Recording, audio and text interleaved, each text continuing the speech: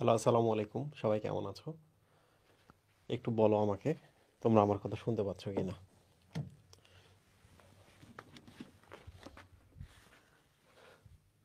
আমরা এখন থেকে আমাদের তো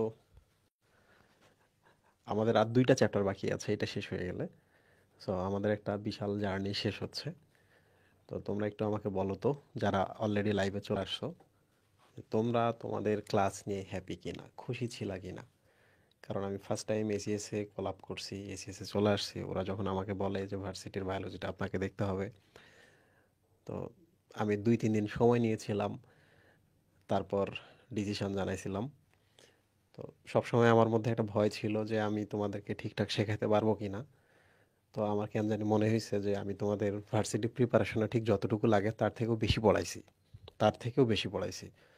সো ভার্সিটিতে তোমরা যদি ভালো করতে চাও, অলরেডি ক্লাসেই সব কিছু পড়ানো হয়েছে, কনসেপ্টগুলা। বাট একটা জিনিস সবসময় মনে রাখবা যে ভার্সিটিতে ভালো করার একটা নিয়ম হচ্ছে, আগে কোশ্চেন ব্যাংক দেখতে হবে। কোশ্চেন ব্যাংকে কী কী প্রশ্ন আসছে, কোথা থেকে প্রশ্ন আসছে, ওই জায়গাগুলো একটু ভালো করে পড়তে হবে। সো আমি সবগুলো জায়গায় কথা বলছি। তো ইউজুয়ালি মেডিকেল ক্লাস আমি আরও ডিটেল নেই, বাট তোমাদের ভার্সিটি ক্লাস যেটা একেবারে পুরো মেডিকেলের মতো করেই আমি নিছি। কারণ তোমাদের মধ্যে অনেকেই আছে যারা মেডিকেলেও পরীক্ষা দিবা। সুযোগ যদি থাকে অবশ্যই অবশ্যই মেডিকেলে পরীক্ষা দিবা, এটা মাথায় রাখবা। সুযোগ যদি থাকে মেডিকেলে অবশ্যই অবশ্যই পরীক্ষা দিবা, কারণ তোমাদের ভেতর থেকে অনেকেই মেডিকেলেও চান্স পাবে। আমি জানি এটা।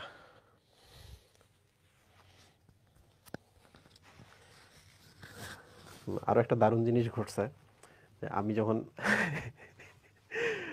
তোমাদের পড়ানো শুরু করি, তো আমার এতটাই ভালো লাগা শুরু হয়েছে যে আমি দেখো আমার চেহারার মধ্যে গ্লেজ মারতেছে, তাই না? একটু সুন্দর সুন্দর লাগতেছে। তো আমি শুরুর দিকে যেমন ছিলাম এখন দেখো আর সুন্দর হয়ে গেছি। এর কারণ হচ্ছে কি, আমি তোমাদের পড়ায় নিজে কিন্তু স্যাটিসফাইড। ওকে,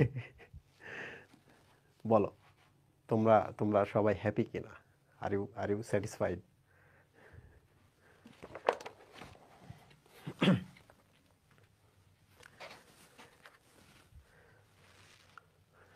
আচ্ছা, তোমরা তো রেস্ট্রিকশন এনজাইম পড়ে আসছো।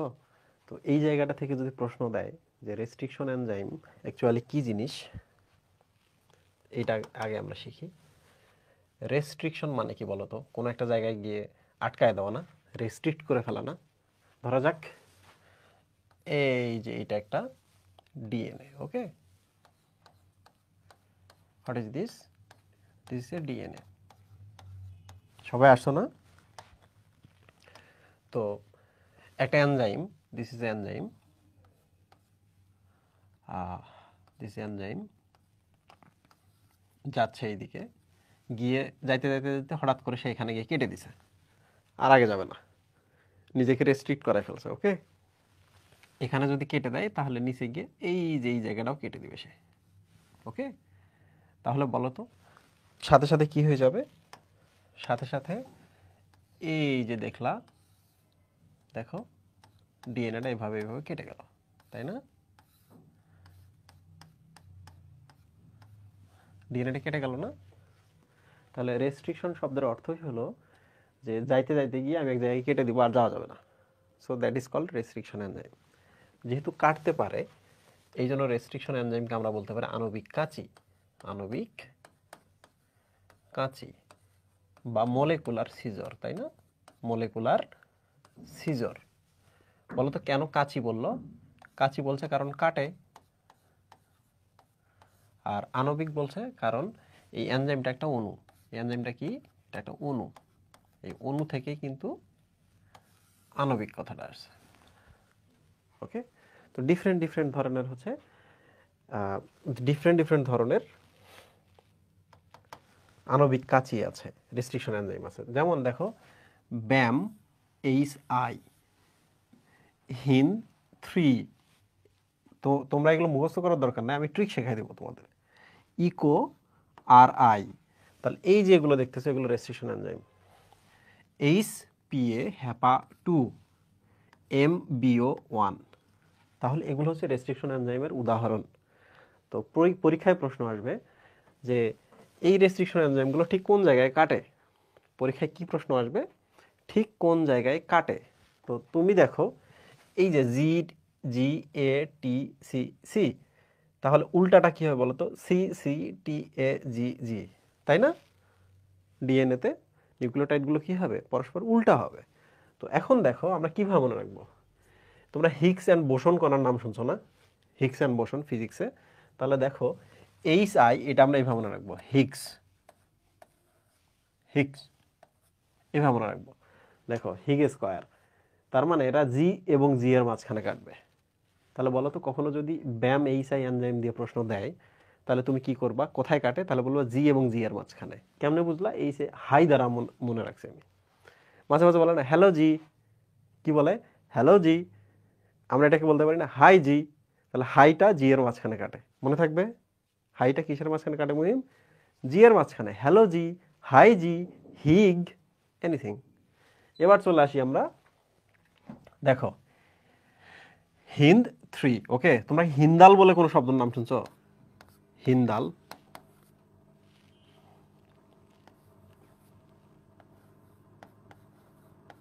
হিন্দাল নামে কোনো শব্দ শুনছো? যারা যারা হচ্ছে একটু ধর্ম চর্চা করো, তাদের তাদের মানে জ্ঞান চর্চা করো, ধর্মীয় জ্ঞান, তাদের জানার কথা। হিন্দাল বলে একটা নাম আছে। তো আমরা এইভাবে মনে রাখবো, হিন্দাল, ওকে। হিন্দা আসলে কিন্তু এ আসে, তাহলে এ এবং এ এর মাঝখানে কাটে। এই যে দেখছো এখানে কেটে দিছে, এই যে দুইটা এ এর মাঝখানে কেটে দিছে। তাহলে আবার আমরা বলি, যদি কখনো আছে ব্যাম এই চাই, কি বলবা? হাই, হাই জি, রাইট, হ্যালো জি, কিংবা হিক্স। মানে হিন্দ আসবে তখন বলো হিন্দাল, হিন্দ আ, হিন্দ আল, আ, আ মিনস এ এর মাঝখানে কাটবে, ওকে। আচ্ছা, তারপর আমরা চলে আসি, তোমরা নাম শুনছো না, আচ্ছা, ইকো রিসোর্টের নাম শুনছো? ইকো রিসোর্ট আছে না? ইকো, ইকো রিসোর্ট বলতে বোঝাচ্ছে যে জঙ্গলের ভেতরে, মানে ওই পরিবেশের মধ্যে একটা রিসোর্ট বানাইছে। লোহা লোহা কিংবা হচ্ছে কংক্রিট ব্যবহার করে নাই। কি ব্যবহার করছে? ওই জঙ্গল থেকে কাঠ কেটে নিয়ে আসছে, এনে বানাইছে। উপরে ছাউনি দিছে হচ্ছে নারকেল পাতার।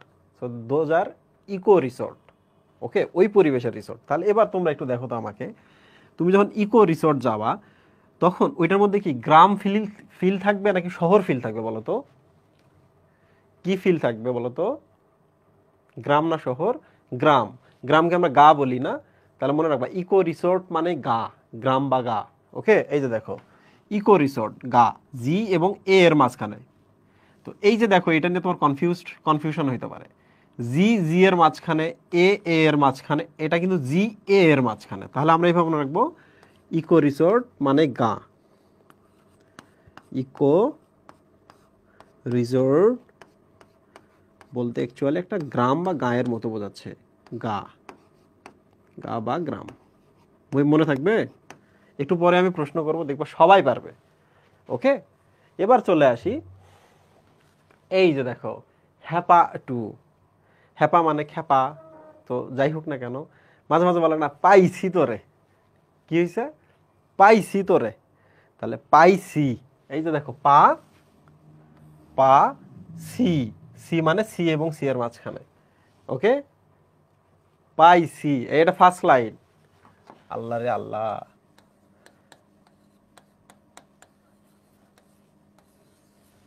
ফার্স্ট স্লাইড এটা, ওকে।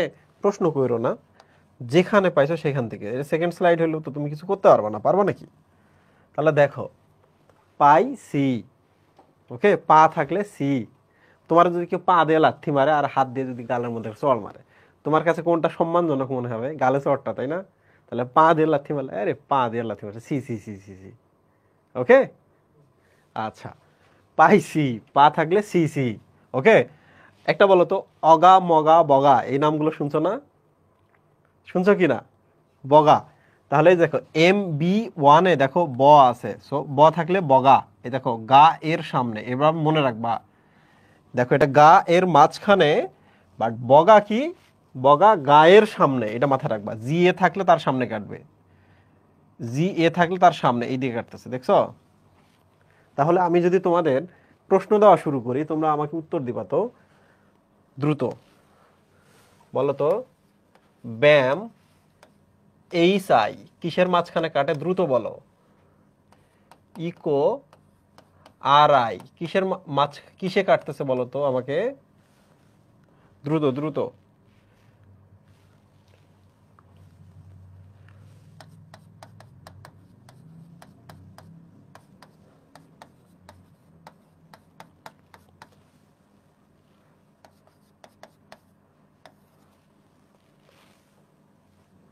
এখন বলো তো কিসের মাঝখানে কাটতেছে? আমরা এবার ট্রিকগুলো ম্যাচ করি, ট্রিকগুলো আবার ম্যাচ করি।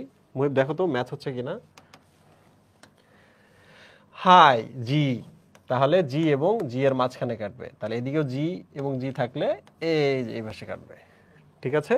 তারপর ইকো আর আই, ইকো রিসোর্ট, গ্রাম না শহর হয় মুহিব? গা, রাইট, এই যে কাটছে, রাইট। আবার বলো তো হিন্দি, হিন দ্বারা আমরা কি মনে মনে রেখেছি? হিন্দাল, রাইট। তাহলে এর মাঝখানে কাটবে, রাইট। আচ্ছা এবার দেখো বগা, রাইট। বগা কিসের মাঝখানে ছিল মুহিব? জি এর মাঝখানে কিন্তু ছিল না, খুব ভালো করে দেখো, বগা গ্রামের সামনে দাঁড়িয়ে আছে, এই যে দেখো এখানে কাটছে। তাহলে রেস্ট্রিকশনের জায়গাগুলো খেয়াল রাখতে হবে। তাহলে তোমার প্রবলেম হতে পারে এইটা এবং এইটা, তাই না? পা, সি, বলো তো কোনো প্রবলেম হবে? পরীক্ষায় প্রশ্ন আসবে এখান থেকে, বুঝছো? ভার্সিটিতে প্রশ্ন আসলে এই জায়গা থেকে আসবে। সহজ প্রশ্ন আসবে যে রেস্ট্রিকশন এনজাইম কি, মলিকুলার সিজার কি, বায়োলজিক্যাল নাইফ কি, আণবিক কাঁচি কি। এবার আসবে হচ্ছে ডিএনএ কাটে কি দিয়ে? রেস্ট্রিকশন এনজাইম দিয়ে। এখন যদি প্রশ্ন করে রেস্ট্রিকশন এনজাইমের আরেক নাম কি বলো তো? রেস্ট্রিকশন এনজাইম এর আরেকটা নাম বলো তো, ভিন্ন নাম কি বলো তো? কেউ পারো কি না আমি দেখি। কেউ কেউ বলতে পারো নাই, এটার আরো একটা নাম আছে, এটার নাম হলো, এটার নাম হলো এন্ডো নিউক্লিয়েস। দেখো তো মিলতেছে কিনা, মিলতেছে কিনা, আমরা যে নামটা দিলাম মিলতেছে কিনা। এজ, তাহলে এটা একটা এনজাইম না? তাহলে এই দেখো রেস্ট্রিকশন এনজাইমের এনজাইম পোর্শন আমরা পেলাম, নিউক্লিয়াসে থাকে। কোথায় থাকে? নিউক্লিয়াসে থাকে। দেখো এই যে এই জিনিসগুলো কি নিউক্লিয়াসে থাকে না? ডিএনএ এবং আরএনএ, ডিএনএ কাটতেছে না, ডিএনএ নিউক্লিয়াসে থাকে না? তাহলে এই এনজাইমটাও কোথায় থাকবে? নিউক্লিয়াসে। এই জন্য দেখো নিউক্লিয়ে কথাটা আছে। তাহলে নিউক্লিয়াসের ভেতরে থাকে, এই যে অ্যান্ডো মানে ভেতরে, নিউক্লিয়াসের ভেতরে থাকা এনজাইম ইকুয়াল এন্ডোনিউক্লিয়েজ। তাহলে রেস্ট্রিকশন এনজাইমের আরেক নাম কি? নিউক্লিয়াসের ভেতরে থাকে এনজাইম, এন্ডোনিউক্লিয়াস। তাহলে এটার নামটা আমরা এইভাবে বলতে পারি, রেস্ট্রিকশন এন্ডোনিউক্লিয়াস, এন্ডোনিউক্লিয়াস, নিউক্লিয়াসের ভেতরে থাকা এনজাইম যেটি রেস্ট্রিকশন কাজ করে, কাটাকাটির কাজ করে। আচ্ছা তোমরা আমাকে একটু বলো তো, এই যে একটা ক্লাস দেখলা, একটা সহজ একটা জিনিস দেখলা, দেখার পর কার কার মনে হয়েছে যে যদি আমি ফার্স্ট ইয়ার থেকে পড়তাম আজকে আমি মেডিকেল পরীক্ষা দিতাম? মানে যারা দিতে পারতেছে না তাদের ক্ষেত্রে বলতেছি, কার কার মনে হয়েছে এটা?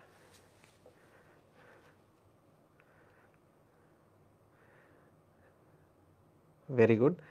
তো দেখো সবাই কমেন্ট করতেছো যে তুমিও দিতে পারতা। তাইলে দেখো আমি বলছি না ভার্সিটি খারাপ, এবং আমার চোখে আমাকে যদি সেকেন্ড টাইম সুযোগ দেওয়া হতো, আমাকে যদি সেকেন্ড টাইম সুযোগ দেওয়া হতো ডেফিনেটলি আমি ভার্সিটিতে ভর্তি হইতাম। কারণ আমি মেডিকেলে পড়াশোনা করেছি, কিন্তু আমার সবসময় মনের মধ্যে স্বপ্ন ছিল ভার্সিটির টিচার হওয়া। ভার্সিটির টিচার হলে অনেক রিসার্চ করা যাবে, মেডিকেলে তো প্রচুর চাপ আছে, চাপের পাশাপাশি টাকাও আছে, এটা সত্য কথা। তো আমি একটু বলে রাখি, কোনো কারণে যদি দেখো জাস্ট জাস্ট ইনস্ট্রাক্টর চুজিংয়ে তোমার একটা প্রবলেম হয়েছে, ফার্স্ট ইয়ারে তুমি এই পথেও যাইতে পারতা, এই পথেও যাইতে পারতা, তাহলে তুমি যদি ওই পথে যাইতা তাহলে তোমার লাইফটা কি ডিফারেন্ট হতো না? হইতো কি না? কিন্তু তুমি ওই পথে যাও নাই, জানো নাই বা কিছু একটা, তুমি জাস্ট আরেক পথে চলে গেছো। তাহলে আমাদের লাইফের চেঞ্জগুলো কিন্তু এভাবে আসে। তাহলে পারফেক্ট টাইমে পারফেক্ট ইনস্ট্রাক্টরের সাথে দেখা না হইলে লাইফটা পুরো চেঞ্জ হয়ে যায়। ওকে, সো আমি বলছি না, ভার্সিটি কিন্তু আমার আমার নিজের ফার্স্ট চয়েস। সো তোমরা যেন ভার্সিটিতে খুব ভালো করতে পারো এবং ভবিষ্যতে রিসার্চ বেসড কাজ করতে পারো। ভার্সিটিতে পড়বো, সাথে সাথে বিসিএস করবো, কিংবা সাথে সাথে চাকরি করবো ব্যাংকে, বাংলাদেশ ব্যাংকে রেডি হবো, এই ধরনের চিন্তা ভাবনা রাখবে না। ভার্সিটির প্রথম কাজ হচ্ছে ভালো করে পড়াশোনা করা, যেন পরবর্তীতে আমি রিসার্চ করতে পারি। একজন রিসার্চারের লাইফ, জ্ঞান, পৃথিবীতে আনন্দ কাছে আর কেউ পৌঁছাইতে পারে না। বুঝতে পারছো? আমি কথা বলছি, তোমরা যেহেতু অনেকদিন ধরে পুরো বোর হয়ে গেছো প্রিপারেশন নিতে নিতে, আজকে একটু বেশি কথা বলতেছি। আর একটা জিনিস জানাই রাখি, ওকে? না থাক, পরে বলবো, একবার সব বলা যাবে না। আচ্ছা, তো তুমি রিকম্বিনেন্ট ডিএনএ বানাচ্ছ, তাই না? এই যে ধরা যাক এটা একটা ভেক্টরের, এই ব্যাকটেরিয়াটার নাম ভেক্টর, এটা তার প্লাজমিড। তুমি করছো কি, আমার শরীর থেকে বা তোমার শরীর থেকে এই জিনটা কাটছো, কেটে তুমি এটার সাথে অ্যাড করবা, এটার সাথে অ্যাড করবা, করার পর বলো তো আমাকে, এই যে ব্যাকটেরিয়াটা তোমরা পাইলা, এই ব্যাকটেরিয়াটার মধ্যে কি এখন রিকম্বিনেশন হয়েছে না, নতুন করে চেঞ্জ হয়েছে না? বলো তো, বলো তো, বলো তো, রিকম্বিনেশন হয়েছে। তাহলে এবার তোমরা একটা জিনিস চিন্তা করো, এটা হইলো কি হইলো না, এটা প্রমাণ লাগবে না আমাদের হাতে?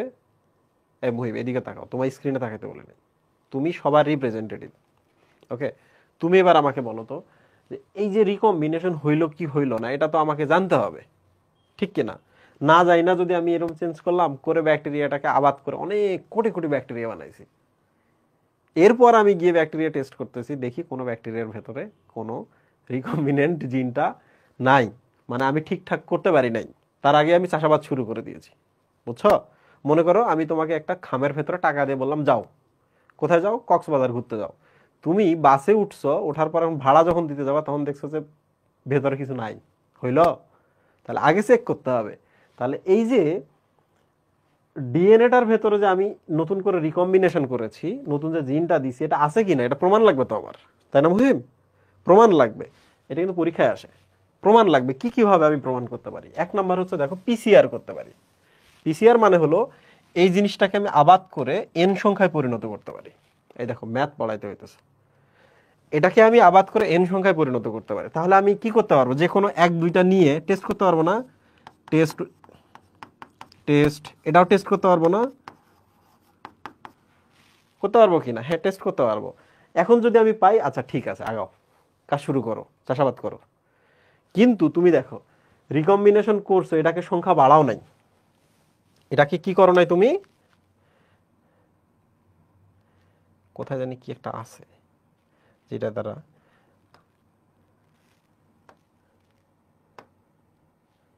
এটা কিছু ভাই, ও আচ্ছা, বাহ দারুণ। তুমি আমাকে বলো তো, তুমি রিকম্বিনেশন করার পরে এটাকে তুমি বাড়াও নাই, না বাড়াই করছে কি ওইটাই টেস্ট করে দেখতেছো, আচ্ছা ঠিকঠাক দিলাম কিনা, নষ্ট হয়ে যাবে না? নষ্ট হয়ে গেলে লাভ হইলো?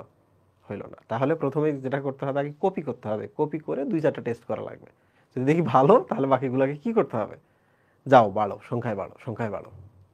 সো প্রথমে আমরা যেটা করতে হবে, আমার বাড়াইতে হবে। এই যে দেখো, পিসিআর মানে হলো পলিমারেজ চেইন রিঅ্যাকশন, চেইন রিঅ্যাকশনের মাধ্যমে এগুলোকে আমরা পলিমার করব, অনেকগুলো করব। তারপর আমরা দুই চারটা টেস্ট করে যদি দেখি ঠিক আছে, আগাইতে দিব, যদি ঠিক না থাকে আবার কাজ শুরু করব। ওকে, তাহলে আমরা এবার দ্বিতীয়টাতে চলে আসি, রেস্ট্রিকশন ডাইজেশন। ওকে, রেস্ট্রিকশন ডাইজেশন। আচ্ছা তোমরা আমাকে বলো তো, এই যে এই জায়গা থেকে এই জায়গা কাটছো কি দিয়ে? রেস্ট্রিকশন এনজাইম দিয়ে না?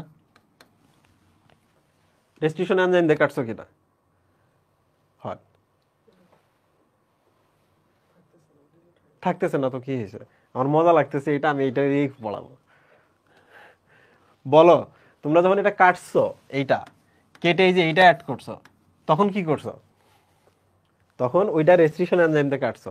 এবার তুমি আমাকে বলো তো, যদি রেস্ট্রিকশন এনজাইম দিয়ে কাটছো, কোথায় কোথায় কাটছো? এই যে এখানে আর এখানে না মুহিব? এখানে আর এখানে তো নাকি? তারপরে তো তুমি এই জিনিসটা এখানে অ্যাড করছো, ঠিক কি না? করছো না? আচ্ছা এখন প্রশ্ন হলো, এখন প্রশ্ন হলো আমি যখন এটা তৈরি করব, করার পর আমি আবার এন সংখ্যায় বাড়ালাম, অনেকগুলো বাড়াইলাম। এবার তুমি আমাকে বলো তো, আমি যদি এই যে এখানে আর এখানে রেস্ট্রিকশন এনজাইম ঢেলে দেই, রেস্ট্রিকশন এনজাইম যদি ঢেলে দেই, তাহলে ঠিক কি ওই জায়গাটাতে কাটবে না? কাটবে কি না? ঠিক ওই জায়গাটাই আবার কেটে যাবে। তখন আমি সাথে সাথে বুঝবো, আচ্ছা ঠিকঠাক জায়গায় কাটছিলাম রেস্ট্রিকশন এনজাইম দিয়ে, নতুনটা আমি অ্যাড করছি, আবার যদি আমি এইটার উপরে রেস্ট্রিকশন এনজাইম দেই, তাহলে আবার ওই জায়গাটাই কাটবে। তার মানে প্রমাণ কি? প্রমাণ মানে আমি ঠিকঠাক কাজ করছিলাম। বলো কি না? বলো, ঠিকঠাক কাজ করছিলাম কিনা, তার প্রমাণ কি না? ইয়েস। কেন ওই জায়গা কাটবে, এটা নিয়ে আমরা বহু পরে আমরা শিখবো, এটা এখন শেখার সময় নেই। তুমি যদি জিনিসটা বোঝো দ্যাটস এনাফ। আচ্ছা, ফান ফান ভালো জিনিস না। এবার আমরা চলে আসি জেনেটিক প্রব। কি মুহিম? জেনেটিক প্রব। তোমার আমি একটা জিনিস শেখাই, দেখো এই যে আমি একটা তেজস্ক্রিয় জিনিস ব্যবহার করছি, ওকে মুহিম, তেজস্ক্রিয় জিনিস আমি তোর দেখাই, ভালো করে দেখ, চিন্তা ভাবনা করো।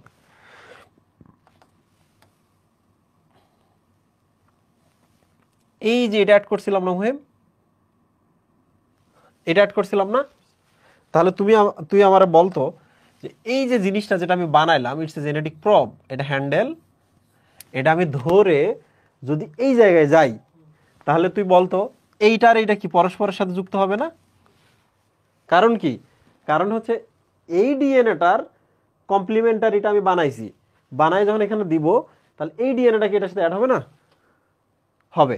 তাহলে এবার চিন্তা কর, এই যে এখানে আমি অ্যাড করছি, তাহলে আমি যদি এই জিনিসটা যদি যেখানে নিয়ে আসি, তাহলে বলতো এইটা আর এইটা কি বাইন্ড করবে না? বাইন্ড করবে কি না? করবে। সেটারও প্রমাণ কি? যে আমি নতুন জিনিসটা এখানে দিছি, ওইটার কমপ্লিমেন্টারিটা আনছি বলে কিন্তু এটার এটা পরস্পরের সাথে বাইন্ড করছে। বুঝছো? তাহলে তোমরা এবার আমাকে বলো তো, এটা কি মেটাল ডিটেক্টরের মতো না? মেটাল ডিটেকশন যেভাবে করে সেরকম না? একটা চুম্বক নিয়ে গেলাম, মেটাল চলে আসলো, এটা কমপ্লিমেন্টারি ডিএনএ আমি নিয়ে গেছিলাম, এই স্ট্যান্ডার সাথে এটা বাইন্ড করলো, তাহলে এইটার সাথে কি এগুলো বাইন্ড করবে? যেগুলা করবে না। তাহলে নতুন যেটা দিছি ওইটাই শুধু বাইন্ড করবে। তার মানে হলো যে আমি মেটাল ডিটেকশনের মতো একটা পদ্ধতি ব্যবহার করলাম, এটাকে বলা হয় প্রব বা জেনেটিক প্রব। কারণ আমি তো ডিএনএ বা জিন এনেই তো টেস্ট করতেছি। So this is called genetic probe. পরীক্ষায় আসছিল, ইভেন মেডিকেলে আসছিল এটা। This is called genetic probe. তাহলে এবার বলো, কাঙ্ক্ষিত রিকম্বিনেন্ট যে ডিএনএটা আমরা বানিয়েছি, এইটাতে যে ঠিকঠাক আমরা এটা দিয়েছি, এটা শনাক্ত করব কয় পদ্ধতিতে? 3 পদ্ধতিতে। একটা হলো সংখ্যা বাড়িয়ে আমরা মাইক্রোস্কোপের নিচে টেস্ট করতে পারি। 2 নম্বর হচ্ছে রেস্ট্রিকশন এনজাইম দিয়ে আমরা ওই জায়গাগুলো কেটে কেটে দেখতে পারি, আচ্ছা ওখানেই কাটতেছে, তার মানে অ্যাড হয়েছিল। 3 নাম্বার হচ্ছে এটা তেজস্ক্রিয় আইসোটোপ ব্যবহার করে আমরা একটা ডিএনএর কমপ্লিমেন্টারি সূত্রক বানাবো, যেটা ওখানে ধরার সাথে সাথে আরেকটা সুতা টান দিবে, এই যে এই সুতাটা পরস্পর বাইন্ড করবে। সো আমরা বুঝলাম যে এই 3 পদ্ধতিতে আমরা টেস্ট করতে পারি। সো এই 3টা পদ্ধতির নাম মনে রাখবা। ওকে, 2-4 বার পড়বা, ইনশাল্লাহ মনে থাকবে। ওকে, তাহলে এখানে কোনটা তেজস্ক্রিয় কমপ্লিমেন্টারি ডিএনএ ব্যবহার করে? এই যে এইটাতে। কোনটা হচ্ছে মেটাল ডিটেক্টরের মতো? এইটা, রাইট? আচ্ছা, শেষ। এটা একটা বড় টপিক।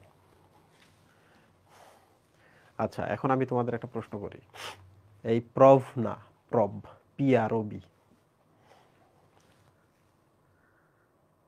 আচ্ছা, এখন আমরা একটা নতুন জিনিস দেখব, সেটা হলো যে আমরা যদি এই জিনিসটা তৈরি করছি, হ্যাঁ, আমি একটা তোমাদের জিনিস দেখাই। এটা একটা ব্যাকটেরিয়া, একটু ভালো করে দেখো, এটা হচ্ছে এ ব্যাকটেরিয়া, তার প্লাজমিড এইটা, আর আমরা যেটা অ্যাড করব সেটা হলো এটা, রাইট মুহেব? এ ব্যাকটেরিয়া থেকে যদি আমি এটা বের করে নিয়ে আসি, তাহলে এবার বলতো এ ব্যাকটেরিয়াটা কি ধ্বংস হয়ে গেল না? এ ব্যাকটেরিয়া কি মারা গেল না? গেল। এবার আমরা কি করব তোমরা দেখো, এবার আমরা যেটা করব সেটা হলো এই ব্যাকটেরিয়া এটা আমরা রেস্ট্রিকশন ডাইজেশন করব, রেস্ট্রিকশন এনজাইম দিয়ে কাটলাম। কাটার পর এবার আমরা কি করব, এই যে জিনিসটা আমরা এখানে অ্যাড করে দিলাম না? তাহলে এই জিনিসটাকে কি এখন কি করতে হবে মহিম? এই জিনিসটা যদি আমরা একটা গাছে দিতে চাই, একটা গাছের কোষের ভেতরে দিতে হবে। এই জিনিসটা যদি আমরা একটা ব্যাকটেরিয়াকে দিতে চাই, ইটস এ নতুন ব্যাকটেরিয়া, ব্যাকটেরিয়া বি, তাহলে এই জিনিসটা কি এটার মধ্যে ঢুকাইতে হবে না? হবে কি না? ব্যাকটেরিয়া এ থেকে যখন ওটা নিছিলাম, ব্যাকটেরিয়া মারা গেছে, তা নতুন একটা ভেক্টর নিলাম, এইটা রিকম্বিনেন্ট ডিএনএটা এখন এর ভেতরে ঢোকাবো, ঢোকানোর পরেই তো আমরা গবেষণা করব। তো তোমরা এবার আমাকে বলো তো, এই ব্যাকটেরিয়াটার ভেতরে যদি আমরা এটা আগায় দেই, যাবে? আবার এটা কি ঠেলে ঢোকানো যাবে? যাবে না, এটা তো নষ্ট হয়ে যাবে। তাহলে কোনো উপায় নাই। তাহলে আমাদের এখন কৌশল খুঁজতে হবে যে কি কি করলে ভেক্টরটা খুব সহজে এটাকে নিতে পারে। কি করলে? পদ্ধতিগুলোর নাম এখানে দেওয়া আছে। যেহেতু ভার্সিটিতে খুব বেশি গবেষণা হয়, সো আমরা এই পদ্ধতিগুলোর নাম পরীক্ষার জন্য মনে রাখবো। 1 নাম্বার দেখো, কিছু আছে ফিজিক্যাল ব্যাপার স্যাপার। ফিজিক্যাল বলতে ধাক্কা টাক্কা দিলাম বা জোর করে আমরা এটা অ্যাড করে দিয়ে দিলাম। কিছু আছে কেমিক্যাল, হ্যাঁ, রাসায়নিক পদ্ধতি ব্যবহার করলাম। ওকে, আর কিছু আছে হচ্ছে পরোক্ষ প্রক্রিয়া, ইনডিরেক্ট প্রক্রিয়া, এগুলো নিয়ে আমরা কথা বলবো। তো দেখো এগুলো খুব সহজ। আমরা কোন জিনিসটা পড়তেছি? আমরা পড়তেছি যে ভেক্টরের মধ্যে এই জিনিসটা আমরা কিভাবে প্রবেশ করাবো, তাই না মুহিব? তাহলে প্রথম যে জিনিসটা দেখো, ইলেকট্রোপোরেশন, নাম শুনছো? ইলেকট্রোপোরেশন বলো তো। ইলেকট্রো বলতে কি? কারেন্ট বোঝাচ্ছে না? বিদ্যুৎ বোঝাচ্ছে না? পোর বলতে কি? ছিদ্র বোঝাচ্ছে না? আর শন বলতে একটা প্রসেস বোঝাচ্ছে না? তাহলে এটা এমন একটা প্রসেসের কথা বলতেছে যেখানে ছিদ্র করা হয় বিদ্যুৎ ব্যবহার করে। তাহলে এক কাজ করো, এই যে এখানে আমরা বিদ্যুৎ ক্ষেত্র তৈরি করলাম, ব্যাকটেরিয়াটা যেখানে আছে, তোমরা আমাকে বলো তো, যখন কারেন্ট শক দিব আমরা এটাকে, তখন ব্যাকটেরিয়া কি, ব্যাকটেরিয়ার এই যে দেয়ালগুলো আছে না, দেয়ালগুলো তখন কি হবে জানো? ফসফোলিপিডগুলা হচ্ছে একটু ঢিলা ঢালা হবে। ফসফোলিপিডগুলা কি হবে? ঢিলা ঢালা হবে। এখন দেখো এটা কি তখন খুব সহজে ভেতরে ঢুকবে না? বলো বলো বলো। আমাকে যদি কোনো একটা জায়গায় কারেন্ট শক দেয়, তাহলে আমার এই যে স্কিনগুলা ছিদ্র ছিদ্র ছিদ্র ছিদ্র হবে, ঢিলা ঢালা হবে। আমার স্কিনের যে গঠনটা, দায়ী করে একটা কিছু এসে আমার শরীরের ভেতরে ঢুকে যেতে পারে। বুঝতে পারছো? তাহলে ইলেকট্রিক্যাল ফিল্ড ব্যবহার করে যদি কখনো আমরা ব্যাকটেরিয়ার কোষ ঝিল্লি, কোষ প্রাচীরটাকে আমরা ছিদ্রযুক্ত করতে পারি, আনস্টেবল করে দিতে পারি, খুব সহজে কিন্তু প্লাজমিডটা ভেতরে ঢুকতে পারে। মনে থাকবে? Very good. আচ্ছা, তাহলে দ্যাট ইজ কল ইলেকট্রোপোরেশন। ওকে, তাহলে এইভাবে খুব সহজ করে মনে রাখবা যে ইলেকট্রিক ক্ষেত্র ব্যবহার করে ব্যাকটেরিয়ার কোষ ঝিল্লিতে ছিদ্র তৈরি করে রিকম্বিনেন্ট ডিএনএটা প্রবেশ করানো যায়। বই খোলো, বই খোলো, খুব দ্রুত বই খোলো। আচ্ছা, 2 নম্বরটা মাইক্রো ইনজেকশন। তোমরা কি বুঝছো? এই দেখো ছোট ইনজেকশন আছে, বুঝছো? এইরকম ছোট ইনজেকশনের ভেতরে আমরা এই যে এইটা নিব, এই যে নিলাম রিকম্বিনেন্ট ডিএনএটা নিছি না মুহিব? এখন যদি ব্যাকটেরিয়াটার ভেতরে যদি আমরা ইনজেকশন দিই কেমন হবে? তাহলে এটা নিয়ে এই যে দেখো রিকম্বিনেন্ট ডিএনএটা ইনজেকশন দিয়ে ব্যাকটেরিয়ার ভেতরে ঢোকাই দিব। So this is call micro injection. ছোট সুই দিয়ে আমরা ভেতরে দিতে পারি। এই বলো, এরপরের দিন থেকে কি আর ব্যাকটেরিয়া খুঁজে পাবা? সব ব্যাকটেরিয়া পালা যাবে। এই লোক তো খুব খারাপ, খালি ইনজেক্ট করে, তাই না? একটা সময় ছিল যখন ভ্যাকসিন দিতে সবাই পালাইতো, যেমন আমাদের বাপ মায়ের সময় কলেজের মধ্যে নাকি আসতো, আমি যেটা শুনছি আর কি, এখানে ভ্যাকসিন দিয়ে নাকি ঘুরাইতো, বুঝছো? এটা ক্ষত সৃষ্টি হইতো। এই জন্য দেখবা ভ্যাকসিনের দাগগুলো খুব বড় বড়। তোমরা শুনছো না? তাহলে যেদিন নাকি শুনতো যে আজকে ভ্যাকসিন দিতে আসবে, তো সেই দিন স্কুলে আর কেউ থাকতো না। ভাইয়া বায়োলজির রিভাইজ প্রসেসটা একটু যদি বলে দিতেন ভালো হয়। রিভাইজ প্রসেসটা কি জানো? আমি এত বেশি পড়াইতেছি তোমাদের, তো ক্লাস করার সময় রিভিশন হয়ে যায় তোমাদের, বই পড়ে শুধু দেখবা। এখন দাগানো বই আছে, ওই জায়গাগুলো একটু বেশি বেশি ফোকাস করবা। আর আর নিজে নিজে বেশি বেশি পড়বা। তবে প্রিপারেশন নেওয়ার সহজ উপায় হচ্ছে কোশ্চেন ব্যাংকটা সামনে রাখা। আচ্ছা, রিকম্বিনেন্ট ডিএনএ থেকেই বেশি প্রশ্ন আসে, তাহলে রিকম্বিনেন্ট ডিএনএ আমি সব পড়বো। দাগানো বইটা দেখে আমি বলবো আচ্ছা এই জায়গাগুলো বেশি ইম্পর্টেন্ট, আমি এগুলো দেখবো। তাহলে যেদিন করে বসবা সেদিন করে 5টা করে বায়োলজি চ্যাপ্টার শেষ করবা, 5টা করে 6টা করে শেষ করবা। ঠিক আছে? সহজ। 5টা না পারো 2টা পড়বা।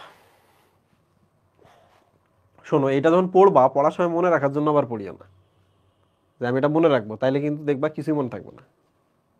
ওকে? পরীক্ষার হলে মাথা খাটাবা যে আমি আজকে মাথা ব্যবহার করে পরীক্ষা ভালো করবো, তাহলে দেখবা যে তুমি এগুলা থেকে কিছু না কিছু মিলাইতে পারবা। আর আমি এত বেশি পড়াইছি যে কোনো না কোনো জিনিস তুমি রিকল করবা যদি রেগুলার ক্লাস করে থাকো। ওকে? আচ্ছা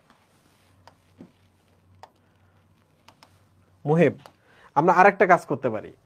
এই ধরো তো এখানে ব্যাকটেরিয়াটা, এই যে ব্যাকটেরিয়াটা, আমি যদি এখান থেকে একটা বন্দুক দিয়ে যদি গুলি করি কেমন হয় বলো তো?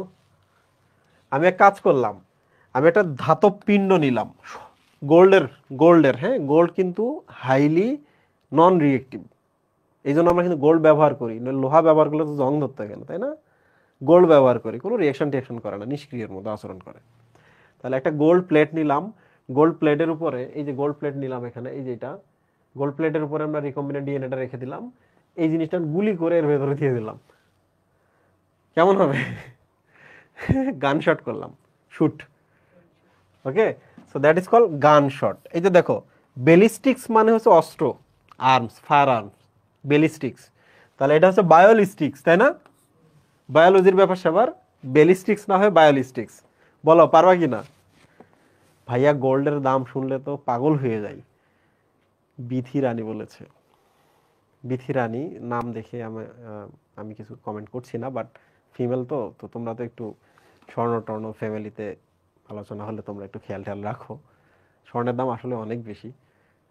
ছোটবেলায় আমার মনে আছে যে শুনতাম 4-5 হাজার টাকা ভরি, এখন তো লাখ টাকায় চলে গেছে, তাই না মহিম? ওকে, এই বলো তো এই ব্যাপারগুলোতে কি ফিজিক্যাল প্রসেস ব্যবহার করা হয়েছে না? মানে কারেন্ট শক দাও, ইনজেকশন দাও, গুলি করো, কেমন হয়েছে? ফিজিক্যাল ব্যাপার স্যাপার সহজ। ফিজিক্যাল ব্যাপার স্যাপার গুলোকে বলা হয় ভৌত প্রক্রিয়া। এগুলো কি ডিরেক্ট নাকি স্বপ্নে স্বপ্নে আমরা এগুলো করছি? ডিরেক্ট বা প্রত্যক্ষ? তাহলে ডিরেক্ট ফিজিক্যাল প্রসেস বা প্রত্যক্ষ ভৌত প্রক্রিয়া। এবার চলে আসি আমরা প্রত্যক্ষ রাসায়নিক প্রক্রিয়া। এবারও বলো তো, রাসায়নিক বিক্রিয়া কি আমরা স্বপ্নে ঘটাবো নাকি ব্যাকটেরিয়া ধরে এনে তাকে কেমিক্যাল দিব? ধরে এনে কেমিক্যাল দেব, তাহলে ডিরেক্ট বা প্রত্যক্ষ। এই যে দেখো, ক্যালসিয়াম ক্লোরাইডের একটা দ্রবণ রাখো। সো হেয়ার ইজ ক্যালসিয়াম ক্লোরাইডের দ্রবণ, দিস ইজ ক্যালসিয়াম ক্লোরাইডের দ্রবণ। এর মধ্যে তুমি যদি একটা ব্যাকটেরিয়া রাখো, এই যে দেখো লেখা আছে ঠান্ডা ক্যালসিয়াম ক্লোরাইড দ্রবণে যদি আমরা রাখি, এরপর আবার হিট শক দিই, ব্যাকটেরিয়ার উপর দেখি নির্যাতন চলে।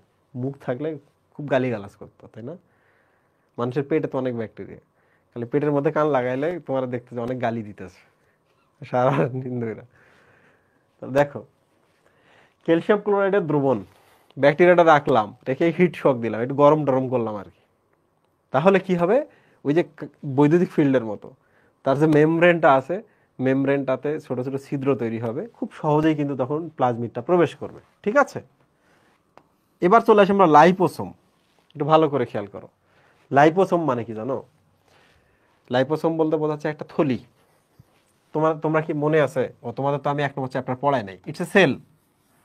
এই সেলটার ভেতরে যদি কোনো কিছু ঢোকাইতে চাও, তাহলে এই যে এরকম একটা থলির ভেতরে সেগুলো দিতে হবে, তাই না মুহিব? থলিটাই যে এখানে এসে যুক্ত হইলো না?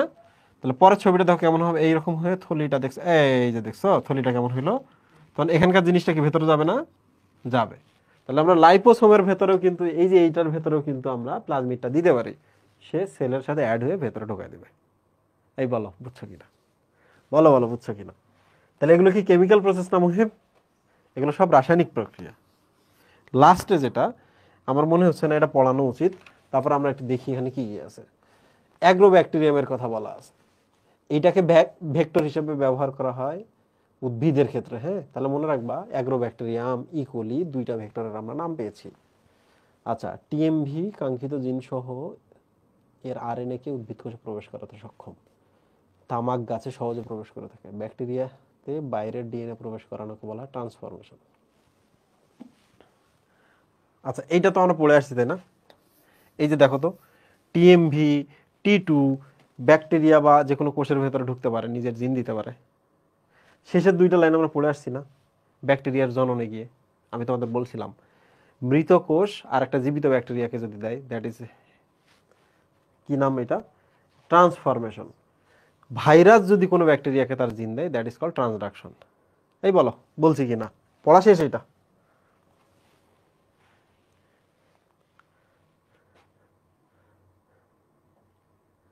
আচ্ছা, এখন তোমরা আমাকে বলো তো, এই যে ব্যাকটেরিয়াগুলো এখন দেখতেছো নতুন না এগুলা? এখন আগে এদের কাছে কি ওই প্লাজমিডটা ছিল, ওই জিনটা ছিল, রিকম্বিনেন্ট ডিএনএ ছিল? ছিল না, পরে আসছে না? যেহেতু পরে আসছে, তাহলে আমরা কি বলতে পারি? যেহেতু পরে অ্যাড হয়েছে, তাহলে এখনকার যে bacteria, this is called transform bacteria. কি নাম? This is called transform bacteria. Okay, transform bacteria, তাহলে এটা মনে রাখবা। রিকম্বিনেন্ট ডিএনএ যখন ব্যাকটেরিয়ার ভেতরে প্রবেশ করাই, এর নাম হয়ে যায় ট্রান্সফর্ম ব্যাকটেরিয়া। পড়া প্রায় শেষ মুহিম। জিন ক্লোনিং গল্প করি, তার সাথে সাথে আমি একটু দেখি ফেসবুকের বাচ্চা কাচ্চাদের কি খবর। প্রশ্ন করো, প্রশ্ন।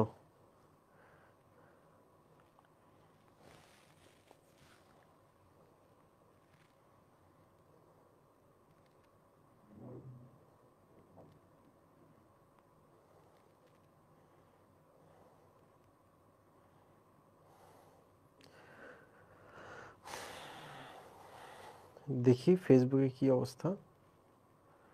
Facebook ACS varsity batch, very good. ভেতরে গেলাম আমরা, 500 জন আছে। ভাইয়া যাবি ডি এর জন্য, বাকি ক্লাসগুলো কি পাবো? খুব মুশকিলে ফেলে দিল আমাকে। আপনার আগের রেকর্ড ক্লাস হলেও হবে। আমার আগের রেকর্ড ক্লাসগুলা এই এই চ্যাপ্টারে আমি 6টা ক্লাস নিয়েছি, বুঝছো? 6 দুগুণ 12 ঘন্টার ক্লাস নিয়েছি। সেখানে আমি 2 দিনে 4 ঘন্টাও লাগতেছে না ক্লাসটা শেষ করতে। সো আমার মনে হয় না ওটা তোমার জন্য খুব ভালো হবে। ইটস বেটার হচ্ছে মেডিকেলের যে দাগানো বইগুলো আছে, দাগানো বইগুলো একটু দেখে নেওয়া, নিয়ে ওই অনুযায়ী তুমি দাগাবা। দাগানোর পরে কোশ্চেন ব্যাংক দেখবা জাবির, দেখে ওই অনুযায়ী হচ্ছে প্রিপারেশন নেবা। It's better. নইলে কিন্তু অনেক সময় লাগবে। আর যদি কোনো কারণে সুযোগ হয়, আমি অবশ্যই অবশ্যই কিছু না কিছু করব। ওকে, এই বলো তো, আমরা যদি একটা জিনকে ক্লোন করতে চাই, তাহলে একটা জিন তখন কতগুলো হবে মুহিব? এন সংখ্যক না? এই জিনটা তাহলে কতগুলো হয়ে গেল? এন সংখ্যক, রাইট? প্রশ্ন হলো যে জিনটাকে আমরা ক্লোন করলাম এখানে, এই জিনটার উৎস কি? কোথায় পাবো আমরা একে? বাড়িতে বসে বানাবো? আমার একটা ইনসুলিন তৈরির জিন দরকার, তাই না? তাহলে ইনসুলিন তৈরির জিন কিন্তু আমার দেহকোষে আছে। ওকে, তো আমি কি আমার দেহ থেকে এরকম করে চিমটিদের নিয়ে বের করে খুঁজে খুঁজে খুঁজে খুঁজে বের করব? তো এটা বের করা খুব টাফ, রাইট? আজিব ভাই পাত্তা দিচ্ছে না আমাদেরকে। তোমাদের কখন পাত্তা দেবে বলো তো? মুহেব, দেখো এই জিনটার উৎস কি, কোথায় পাবা? খুব সহজ। টাকা, নতুন টাকা যদি তুমি ঈদের সময় বাসায় যাইতে চাও, যেমন আমি যখন ঈদের সময় বাসায় যাই, তখন আমার তো মনে থাকে না, আমার যে আমার যে প্রেমিকা আছে, প্রেমিকা বলতে আমার আমার বউ আর কি।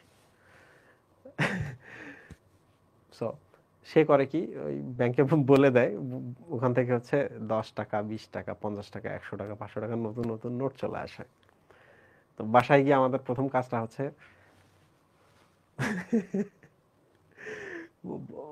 দেওয়া আর কি, যারা আমাদের আপনজন আছে তাদেরকে দেওয়া। আমি আমার বাপকেও কিন্তু এখন টাকা দিই, চকচকে টাকা দেয়। আমার বাপ যে কি খুশি! আমি তোমাদের বলি আমি ছোটবেলায় কি পরিমাণ আহ, ছিলাম। আমার আব্বা ডেফিনেটলি ফ্যামিলিতে একটা ছিল আর কি, ব্যাপক অর্থ কষ্ট ছিল। হ্যাঁ, আমারে দেখা কিন্তু বুঝবা না, আমারে দেখা মনে হয় বাপ রে বাপ, বিশাল কোটিপতি ফ্যামিলি থেকে আসছে। তো আমার তো খাইতে টাকা লাগবে। ওকে, আমার আমার খুব ফেভারিট জিনিস ছিল 2টা। একটা হলো সিঙ্গারা, গরম গরম ভাজা, কড়াইয়ের পাশে বসে থাকতাম, তুলে তুলে আমারে দিত। আর একটা হচ্ছে পেঁয়াজু। পেঁয়াজু পরে পছন্দ বেশি হয়েছে তো, বাট আগে সিঙ্গারা ছিল। তো 4টা করে সিঙ্গারা খাইতাম, তারপর বাসায় চলে যেতাম। এখন এই 4টা সিঙ্গারা খাওয়ার জন্য লাগে 2 টাকা। তো আমার কাজ হচ্ছে 4টা খাওয়ার পর আরো খাইতে ইচ্ছা করে। আমি দোকানে যাইতাম, আমার বাপের হচ্ছে ছোট একটা ফার্মেসি আছে, ওষুধের দোকান আছে। তো আব্বার কাছে যাইতাম, গিয়ে বলতাম যে খাতা কিনতে হবে, খাতা শেষ। ওকে, 5 টাকা দিত। 5 টাকায় কয়টা খাইতে পারবো বলো তো? 10টা সিঙ্গারা। তো যেদিন আমি 10টা সিঙ্গারা খাবো, ওই দিন আমার মনে হতো যে আমি পৃথিবীর সবচেয়ে সুখী মানুষ। তো এরপরে আমি পরের দিন গিয়ে তার খালার কথা বলতে পারি না, এত কিসের পড়ালেখা করছোস। আমার আব্বা কিন্তু কখনো এই কথা বলতো না। আমার আব্বা কিন্তু জানতো যে এই মিথ্যা কথা বলতেছে। আমি যদি শার্ট চাইতাম, যেমন আমার বোনের বিয়েতে আমি বিয়ের দিনে অ্যাটেন্ড করি নাই আমার বোনের বিয়েতে, কারণ আমার একটা শার্ট কেনার কথা ছিল, এটা 150 টাকা ছিল, 150 টাকা। বাট আমার আব্বা এটা দেয় নাই, কারণ বোনের বিয়েতে এত খরচ, 150 টাকা দেওয়া খুব টাফ ছিল। আমি বিয়ের দিনে প্রথম প্রোগ্রামটাতে অ্যাটেন্ড করি নাই, তার পরে দেখি সবাই খুব আনন্দ করতেছে, পরে নিজের মন নিজে খুশি করে জয়েন করছি। তো আমার আব্বা কিন্তু এটা জানতো যে এই মিথ্যা কথা বলতেছে। পরের দিন গিয়ে খাতা তো চাওয়া যাবে না, পরের দিন গিয়ে কলম লাগবে, কলম শেষ হয়ে গেছে। মানে আমার আব্বা কিন্তু শিক্ষিত না, আমার মাও শিক্ষিত না, বাট আমাদের কিন্তু কোনোদিন মানে গায়ের মধ্যে একটা কোদাল নিব, নিয়ে যে বাড়ির পাশে কিন্তু ক্ষেত, আসো আনতে দিত না। কারণ ঘাড়ে নিলে ঘাড়ে দাগ পড়বে, দাগ পড়লে আর্মিতে যাইতে পারবো না, বুঝছো? কোদাল নিয়ে কখনো ওই মাটিতে করতে দিত না। নিজে কাজ করতেছে, কামলা নিয়ে আমরা কাজ করতেছি, বাট আছি ওখানে, কিন্তু কিছু করতে দিত না। একটাই কারণ, হাত পা কেটে গেলে, দাগ পড়লে, হাত পা ভেঙে গেলে আর্মিতে যাইতে পারবে না। কিন্তু আমার বাপের জন্য খুবই দুর্ভাগ্যজনক এবং আমার জন্য খুব সৌভাগ্যজনক বিষয় ছিল, একদিন আম গাছে চড়ে হাতটা ভেঙে ফেলছি। হাতটা ভেঙে মানে আম গাছ থেকে পড়ে যাওয়ার পর আমার তো মাথা গেছে ঘুরে, আমি তো জানি না যে আমার হাত ভেঙে গেছে, মাটিতে গাছের ডাল আমার গায়ের উপরে পড়ে আছে, আমি হচ্ছে বসে আছি কোলের উপরে নিয়ে ডালটা, আমার হাতটা নাই, বামে গিয়ে দিকে আমার হাতটা নাই। ওকে, তো কিছুক্ষণ পর দেখি পেছনে চলে গেছে, এই হাত দিয়ে টেনে সোজা করলাম, করে ভাবছি মনে হাতটা এখন সামনে থাকবে, জাস্ট আবার ছেড়ে দিছি, আবার হাতটা পেছনে চলে গেছে, এমন করে ভাঙছে। তো এটা আমার জন্য খুব সৌভাগ্যজনক ছিল যে আমাকে আর্মিতে যাইতে হয় নাই। আমার আব্বার দেখো প্রথম স্বপ্নটা এখানে শেষ, ব্রেকডাউন শেষ। আমার বাপের পরের স্বপ্নটা হলো একে কারমাইকেল কলেজে পড়াবো। তোমরা যারা রংপুর থেকে আছো তারা জানো কারমাইকেল কলেজ রংপুরের খুব ফেমাস কলেজ ছিল যতদিন পর্যন্ত বেগম রোকেয়া ইউনিভার্সিটি হয় নাই। তো আমার বাপের আরও একটা বড় দুর্ভাগ্য যে আমাকে কারমাইকেল কলেজে যাইতে হয় নাই, বা আমি যাই নাই। তো কি থেকে যে কি গল্প বলতেছিলাম আমি, আসলে এই জন্যই বলতেছিলাম যে তোমরা যেন প্রেশার না নাও। ওকে, আমি এইটা বলি তারপর আরেকটা গল্প বলবো। আজকে গুরুত্বপূর্ণ জিনিস পড়াচ্ছি, সবই পড়াচ্ছি, বাট গল্প হবে আজকে বেশি বেশি। তাহলে আমরা বলবো যে আমরা যদি একটা জিনকে ক্লোন করতে চাই তাহলে আমাদের জিনটাকে নিয়ে আসতে হবে। এই জিনগুলো কোথায় পাবো আমরা? তাহলে প্রথম যে জিনিসটা, আমরা একটা লাইব্রেরিতে যাব। ব্যাংক যেমন আছে, ওই যে বললাম নতুন টাকা নিতে গেলে ব্যাংকে যাইতে হবে, জিন নিতে গেলে তোমাকে জিন ব্যাংকে যাইতে হবে। জিন ব্যাংকের আরেক নাম হচ্ছে জিন লাইব্রেরি। এখানে কি করে জানো, আমাদের শরীরে যত জিন আছে সবগুলোকে র্যান্ডমলি কাটে, কেটে সঞ্চিত করে রেখে দেয়। তোমার যেটা দরকার তুমি সেটা খুঁজে খুঁজে বাইর করে নিয়ে যাবে। ওকে, লাইব্রেরিতে যেমন অনেক ধরনের বই থাকে, দরকারটা আমরা নিতে পারি, লাইক দ্যাট আমরা জিন লাইব্রেরি থেকে নিতে পারি। ওখানে কি করে জানো, বিনা ক্রাইটেরিয়া, এটার নাম হচ্ছে র্যান্ডম, মানে আমি চিন্তা ভাবনা করে কাটবো না কোথায় কোথায় কাটবো, র্যান্ডমলি কাটবো। রেজিস্ট্রেশন নাম ঢেলে দিলাম, কাটলাম, সব আলাদা আলাদা করে রেখে দিলাম, শেষ। 2 নাম্বারটা দেখো, তুমি যদি একটা এমআরএনএ পাও, তুমি যদি একটা এমআরএনএ পাও কোথাও, ওকে, চিন্তা করো দিস ইজ এমআরএনএ। তুমি আমাকে বলো তো এই এমআরএনএটা এটা ডিএনএ দেখে দেখে তৈরি হয়েছে না, হয়েছে কিনা? তাহলে একটা এমআরএনএ দেখে দেখে কি আমরা ডিএনএর একটা কপি করতে পারবো না? এই যে একটা কপি যেটা দেখে দেখে তৈরি হয়েছে, এইটা দেখে দেখে আবার আমরা এইটা করতে পারবো না? এইটা দেখে আমরা এটা করলাম, আবার এইটা দেখে আমরা এই যে এটা করলাম, করলাম কিনা? তো দেখো এইটা থেকে এইটাকে বলা ট্রান্সক্রিপশন, বাট এমআরএনএ থেকে যদি ডিএনএ তৈরি করি that is called reverse transcription, right? কি বলে? Reverse transcription, right? আচ্ছা, তাহলে আমরা রিভার্স ট্রান্সক্রিপশন পদ্ধতিতে একটা এমআরএনএ থেকেও আমরা চাইলে একটা আমরা ডিএনএ বানাই নিতে পারি, ঠিক আছে?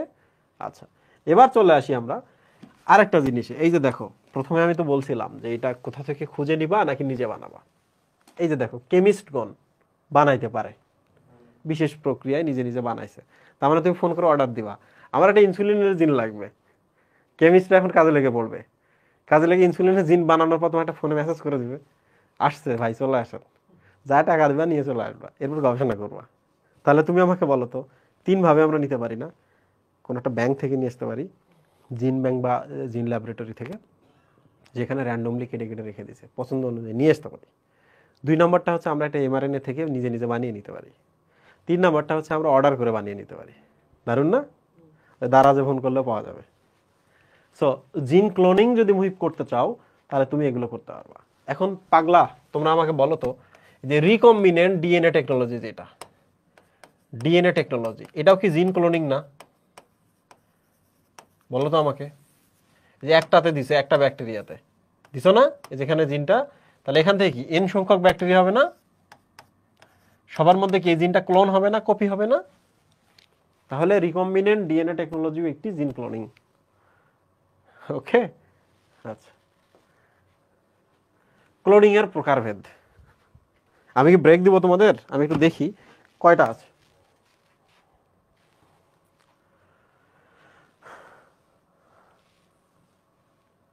একটা, দুইটা, তিনটা স্লাইড আছে, 4টা, 5টা, 6টা স্লাইড আছে, সহজ সহজ এগুলো। হ্যাঁ, এগুলো শুধু লেখা আছে কি কি পড়বো আমরা। সো আমরা চলে আসি ক্লোনিং এর প্রকারভেদ। এটা পড়ি, পড়ার পর আমি ব্রেক দেব, ঠিক আছে? প্রিয় স্টুডেন্ট, দেখো তো ক্লোনিং এর বিভিন্ন ধরনের প্রকারভেদ আছে। তুমি একটু দেখো, that is called reproductive cloning. এটা একটু বোঝাই। সো ইটস এ ভেড়া, ভেড়ার এটা হচ্ছে ওলান। ওকে, ভেড়ার হচ্ছে ওলান। তুমি এক কাজ করো, তুমি এই যে এখানে আরেকটা ভেড়া আছে, এই ভেড়ার এই যে দেখো এই জায়গাটার নাম হচ্ছে ডিম্বাশয়। কিটা? ডিম্বাশয়। দেখো দিস ইজ এ ভেড়া অ্যান্ড দিস ইজ বি ভেড়া। চিন্তা করো, চিন্তা করো। ওকে, নামাজের সময় হয়েছে মুহিব? হ্যাঁ, দেরি আছে। প্রিয় স্টুডেন্ট দেখো, এটা একটা ভেড়া, ওটা একটা ভেড়া। তুমি একটু চিন্তা করছো যে আমি এই ভেড়াটার ক্লোন চাই, কিন্তু আমি ব্যবহার করবো এই ভেড়াটা, ঠিক আছে? কারণ এটা তো মেল ফিমেল। তো দেখো কি করবা, এই ভেড়া থেকে একটা তুমি এক কাজ করো, একটা ডিম্বাণু নিয়ে এসো। কি নিয়ে আসলা? এই যে দেখো ডিম্বাণু। What is this Muhib? ডিম্বাণু। ডিম্বাণুর ভেতরে কি নিউক্লিয়াস আছে না? নিউক্লিয়াসটা কি নিউক্লিয়াস বলতো, হ্যাপ্লয়েড না ডিপ্লয়েড? বলো তো সবাই, this is haploid or diploid? This is haploid nucleus, right? এখন তুমি এক কাজ করলা, এই যে এর ওলান থেকে এই যেখান থেকে একটা কোষ নিলা, একটা সোমাটিক সেল নিলা, এই যে দেখো সেলটা, রাইট? সো দিস ইজ ডিম্বাণু, আর এটার নাম কি বলতো? দেহকোষ বা সোমাটিক সেল। এক কাজ করো, এক কাজ করো, এই যে ডিএনএটা বাইর করে ফেলে দাও, দিলা। এখন এই যে এর ভেতরে যে ডিএনএটা, সরি নিউক্লিয়াসটা বাইর করে ফেলে দিলা, ঠিক আছে মুহিব? এর যে নিউক্লিয়াসটা আছে তুমি এটা এখানে দিলা। এখন তোমরা আমাকে বলো তো, এই কোষটা কার ছিল? এর। এই কোষটা কি ছিল? ডিম্বাণু। কোষটা কেমন ছিল? Haploid, right? এবার বলো, এর থেকে তুমি ওলান থেকে একটা কোষ নিছো, এই কোষটা কি ছিল? সোমাটিক সেল, দেহকোষ। এটা কি ছিল? ডিপ্লয়েড, ঠিক কি না? এর নিউক্লিয়াসটা যদি বাদ দাও, এর নিউক্লিয়াসটা যদি ওখানে ঢোকায় দাও, তাহলে এখন এটা কি হয়ে গেল বলো তো? ডিম্বাণুটা এখন কি হয়ে গেল? 2n ডিম্বাণু হয়ে গেল। এবার তুমি এক কাজ করো, এইটাকে নিয়ে এবার তুমি এর গর্ভের মধ্যে দিয়ে দাও। এটা কি এখন ডিম্বাণু না? বাইরেটা তো ডিম্বাণু, ভেতরে ভেতরে কি সোমাটিক সেলের নিউক্লিয়াস না? এই ভাড়াম না? এবার তুমি একটু চিন্তা করো, এই ডিম্বাণুটা যদি তুমি এর গর্ভে দিয়ে দাও, এ যদি এখন বাচ্চা পয়দা করে, বাচ্চা পয়দা করে, তাহলে তোমরা আমাকে বলো বাচ্চাটা 2n হবে না? সোমাটিক সেলের মতোই হবে না বাচ্চাটা? 2 নম্বর হচ্ছে, এই বাচ্চাটা দেখতে কি এর মতো হবে না এই বাচ্চাটা দেখতে এর মতো হবে? এর মতো হবে। তোমরা এবার আমাকে বলো যে বাচ্চাটা এ এর মতো হবে নাকি বাচ্চাটা এক্স্যাক্টলি এ এর প্রতিলিপি? বলো, বলো। ওইটা কি এর বাচ্চা? না, ওইটা মানে এ নিজে। কারণ এর তুমি যে সেলটা ব্যবহার করছো, এই সেলটা মানে কি এ। এই সেলটা যে তুমি আর একটা বাচ্চা দিছো, ওইটা মানে কি? ওইটাও হচ্ছে এ ভেড়া ক্লোন, রাইট? এবার আমাকে বলো যে এইটা কি প্রজনন ঘটাইলাম না আমরা? রিপ্রোডাকশন ঘটাইলাম না? তাহলে এটার নাম কি? রিপ্রোডাক্টিভ ক্লোনিং না? তাহলে এবার বলো আমাকে, দাতা কোষ কি ছিল? সোমাটিক কোষ। দাতা কোষ কোথায় ছিল? এই কোষের কোথায়? স্তনগ্রন্থিতে, রাইট? দাতা কোষ হ্যাপ্লয়েড না ডিপ্লয়েড? ডিপ্লয়েড। গ্রহিতা কোষ কোনটা ছিল? গ্রহিতা কোষ ছিল ডিম্বাণু কোষ। গ্রহিতা কোষের নিউক্লিয়াস ফেলে দিয়েছি, সেখানে দাতা কোষের নিউক্লিয়াস দিয়েছি। এখন বলো ডিম্বাণুটা কি? 2n। এই ডিম্বাণুটা আমরা যার পেটেই দেই না কেন, বাচ্চা সবসময় কার মতো হবে? এর মতো, অবিকল প্রতিলিপি হবে, রাইট? তাহলে আইনস্টাইনের সেল যদি আমরা পাই, দিয়ে যদি আমরা বাঙালির কোনো মায়ের পেটের মধ্যে দিয়ে দেই, তাহলে বাচ্চা জন্ম নেওয়ার পর কি হবে? বলো, বলো, বাচ্চা জন্ম নেওয়ার পর কি হবে? বাচ্চা জন্ম নেওয়ার পর আইনস্টাইন হবে? আইনস্টাইন হবে না। আইনস্টাইন হওয়ার জন্য ওয়েদার লাগে, বাপ মা শিক্ষিত হইতে হয়, ছোটবেলা থেকে পরিচর্যা করতে হয়, জ্ঞানের দুয়ার খুলে দিতে হয়, তারপর বাচ্চা আইনস্টাইন হয়, তাই না? আমিও বিজনেস আইডিয়া নিয়ে বাংলাদেশে ঘুরতেছি, আমার মতো একটা বিজনেস আইডিয়া নিয়ে ইউএসএতে ঘুরতেছে। ওখানকার ওয়েদার ভালো, তুমি শুধু আইডিয়া বলবা, ওরা তোমাকে বিজনেস দাঁড় করাই দিবে, যা করা করা লাগবে। বাংলাদেশে টাকা নেওয়ার আগে যদি বলো বিজনেস, তোমার আর বিয়ে হবে না, বুঝতে পারছো? তুমি যদি বলো বিজনেস, তোমার আর বিয়ে হবে না। যদি বলো 25,000 টাকা বেতনের একটা সরকারি চাকরি করি, তাহলে আর কোনো চিন্তা নেই। মনে হয় যে এই 25,000 টাকা দিয়ে তার 14 পুরুষ খাইতে পারবে।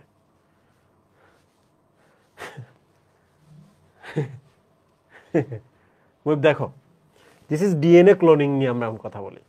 এটা তো আমরা পড়ছি না? ডিএনএ ক্লোনিং কোনটা বলো তো?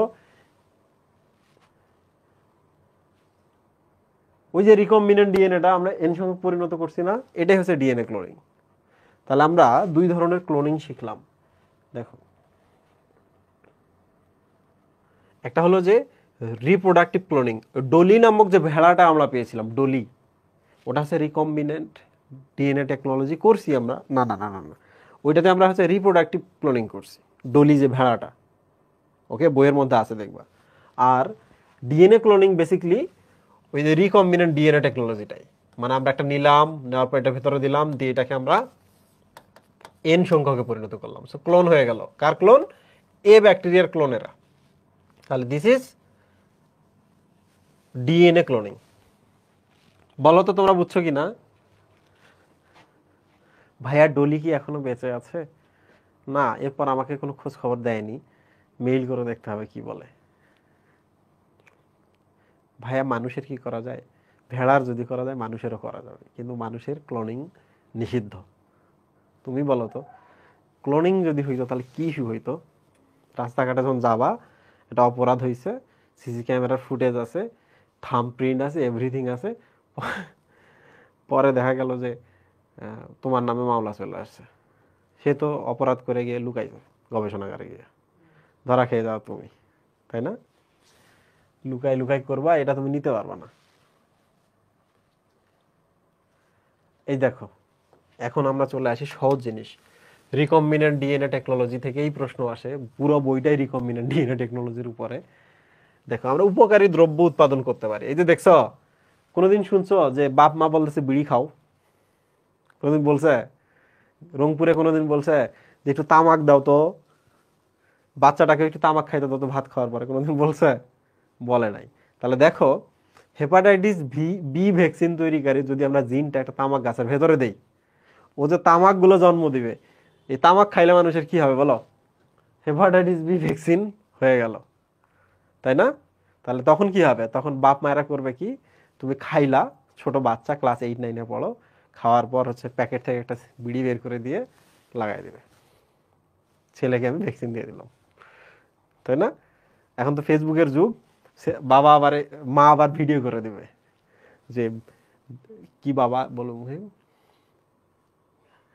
যে আমার সন্তানের আধুনিক পিতা ছেলেকে এই হেপাটাইটিস বি ভ্যাকসিন দিচ্ছে, সাথে একটা অরিজিৎ সিং এর গান দিয়ে দিবে।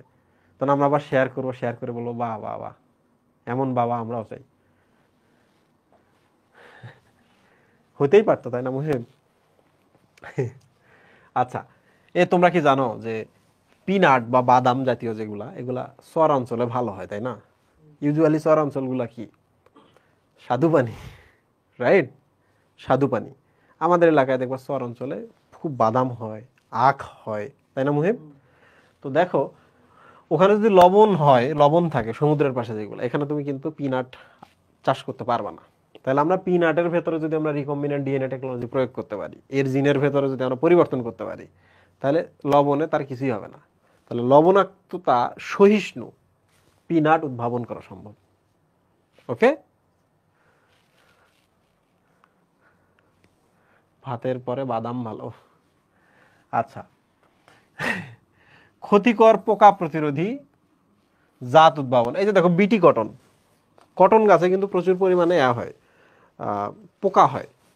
সো ইটস বেটার যে আমরা ক্ষতিকর পোকা প্রতিরোধী, মানে যে জিনিসটার জন্য পোকা আকৃষ্ট হয় সেই জিনিসটা আমরা চেঞ্জ করে, বা অন্য কিছু পোকামাকড় নিরোধক, কিংবা পোকামাকড় যেন ওখানে না বসে, আগ্রহ যেন না পায়, এই ধরনের একটা জিন দিয়ে দিব আমরা এই কটনের মধ্যে।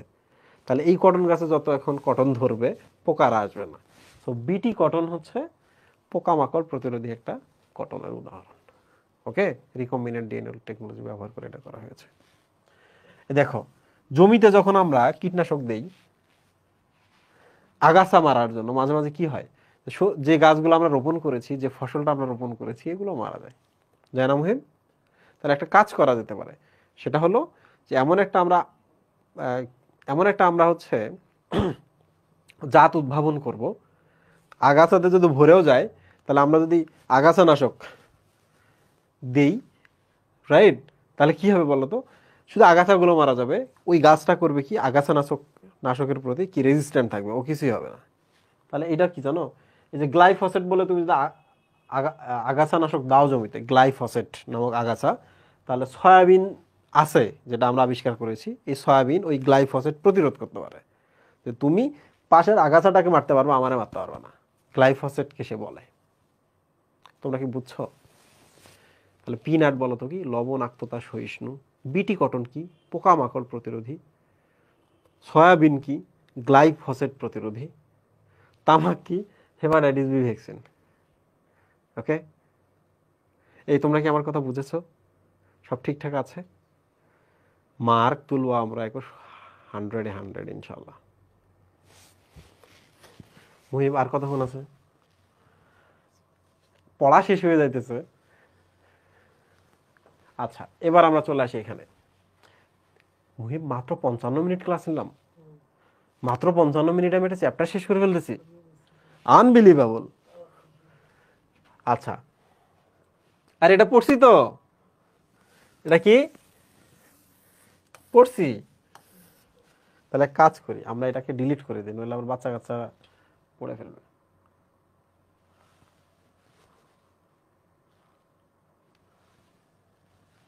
গেছে না মুহিম? Very good. প্রিয় স্টুডেন্ট, রিকম্বিনেন্ট ডিএনএ টেকনোলজি ব্যবহার করে ইনসুলিন কিভাবে উৎপন্ন করা হয় আমরা একটু পড়বো। এখানে দেখো, ইনসুলিন ক্ষরণ করে অগ্নাশয়ের কোন কোষ, কোন অংশ? তাহলে এটার উত্তর কি বলতো? আইলেটস,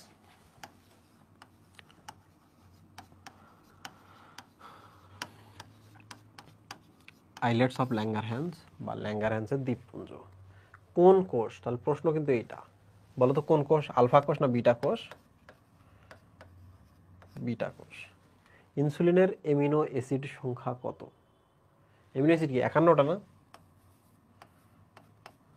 51টি না? আচ্ছা, এবার দেখো ইনসুলিনে পলিপেপটাইড চেইন কয়টা? 2টা। একটা হচ্ছে এ চেইন আর একটা কি বি চেইন। এই যে এরা যে পরস্পরের সাথে বাধা থাকে ডাইএস্টার বন্ধনের মাধ্যমে, এটা একটু দেখে নিও, ঠিক আছে? আচ্ছা, এ চেইন এবং বি চেইনের এমিনো অ্যাসিড সংখ্যা কত? এটা কি 153? দেখো তো, এটা কিন্তু এবার বলছি এমিনো অ্যাসিড সংখ্যা কত? ও সরি সরি সরি সরি, না না না না, একটাতে 2টা থাকবে না, একটা 51 আর একটা হচ্ছে কত? তাহলে 31 এবং 20, এরকম কি? এই বলো তো, বলো তো, চেইনে 21টা, তাহলে 21 আর একটাতে যেহেতু কয়টা? 51টা না, আর একটাতে কি 30টা না? তাহলে এগুলো মনে রাখবা। এবার চলে আসি, বর্তমানে কোন ফুলে, প্রশ্ন কিন্তু ফুলের নাম চাইছে, মানুষের ইনসুলিন তৈরির জিন প্রবেশ করা করা হচ্ছে? কুসুম ফুল। কি সুন্দর নাম না, কুসুম ফুল।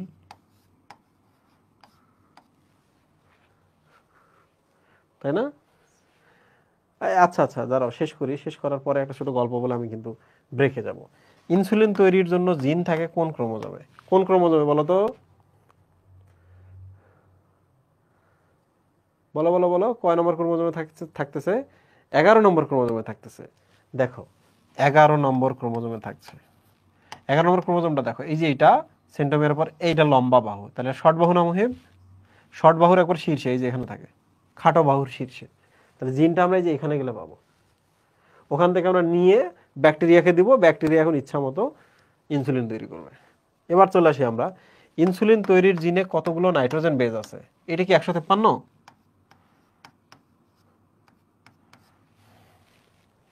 আচ্ছা, সর্বপ্রথম বাজারজাত করা ইনসুলিন, মনে রাখবা বাজারজাত করা সর্বপ্রথম ইনসুলিন হচ্ছে হিউম্যান ইনসুলিন ছিল, সেখান থেকে হিউমুলিন, তাহলে ইনসুলিন হিউম্যান, ঠিক আছে, হিউমুলিন। কোন পদ্ধতিতে ইনসুলিন জিন ভেক্টরে প্রবেশ করানো হয়? দেখো তো, এটা কি শক ওয়েভ দেওয়া আছে না কি দেওয়া আছে? কোন পদ্ধতিতে? ওই যে প্লাজমিডটা কিভাবে প্রবেশ করায় ভেক্টরের মধ্যে? বলো তো বলো তো বলো,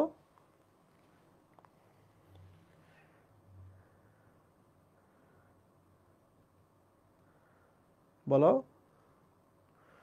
কি বলে, টিআই বলে কেন? মাইক্রো ইনজেকশন বলতেছে কেন?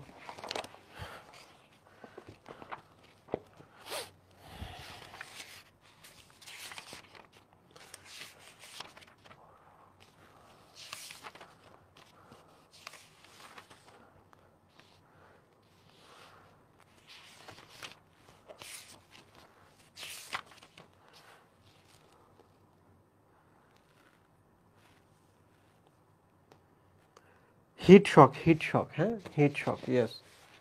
আচ্ছা, নামাজের বিরতি আমি দিয়ে দিব, নামাজের বিরতি দিব। সো দিস ইজ হিট শক।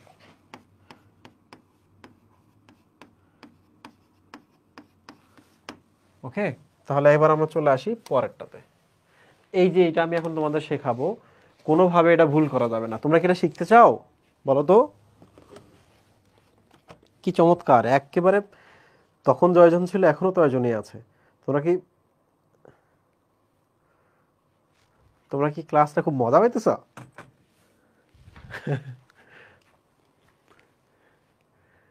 আমরা থাকি অলওয়েজ।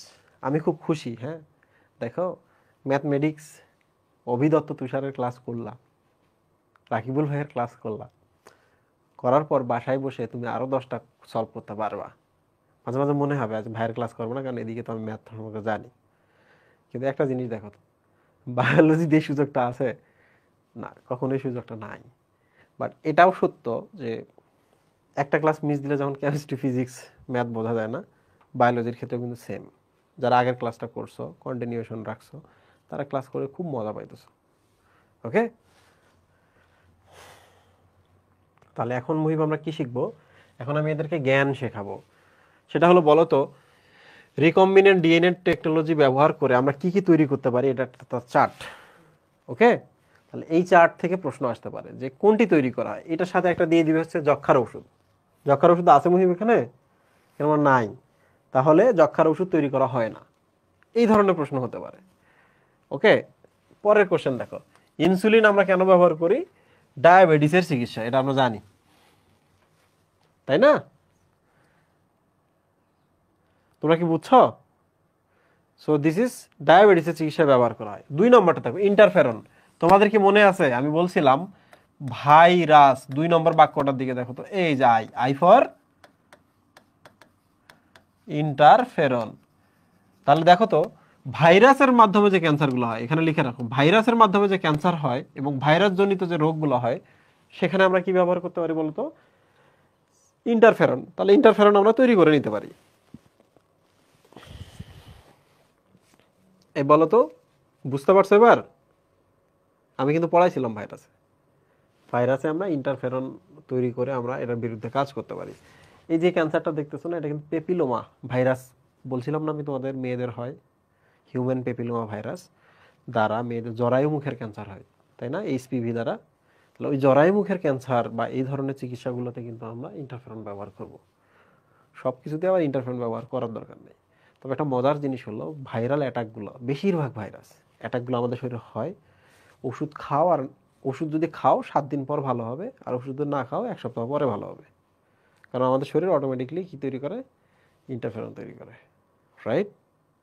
আচ্ছা, তাইলে এবার তোমরা আমাকে বলো তো, যে আমাদের প্রথম ডক্টরকে? অপশন হচ্ছে রাজীব ভাই, অপশন 2 হচ্ছে ইওর ওন বডি, অপশন 3 হচ্ছে ফার্মেসির বড় ডাক্তার, অপশন 4 হচ্ছে এমবিবিএস বা ডিগ্রি করা রেজিস্টার্ড ছোট ডাক্তার। বলো, তাহলে আমাদের ফার্স্ট ডাক্তারকে? রাজীব ভাই, ওন বডি, 3 নম্বর হচ্ছে ফার্মেসির বড় ডাক্তার, 4 নম্বর হচ্ছে এমবিবিএস করা এবং ডিগ্রি করা রেজিস্টার্ড ছোট ডাক্তার। ওকে, আমাদের নিজেদের বডি হচ্ছে ফার্স্ট ডাক্তার, তাকে সুযোগ দিতে হবে, সময় দিতে হবে। যদি সুযোগ সময় না দাও, টাকাও খরচ হবে, ভবিষ্যতে এই রোগ হলে আর ভালো হবে না, সারা জীবন এটাকে ঘাড়ে করে নিয়ে ঘুরতে হবে। আচ্ছা আসো আমরা এখানে একটু দেখি সিরাম অ্যালবুমিন। ওকে, ছোটবেলায় আমার একবার পা পুড়ে গেছিল, আমি তখন গল্পটা বলি তাহলে মনে থাকবে। অ্যালবুমিন নামটা আগে বলো তো, দেখে কি মনে হচ্ছে না এটা একটা প্রোটিন, প্লাজমা প্রোটিন, মনে আছে? মনে আছে না?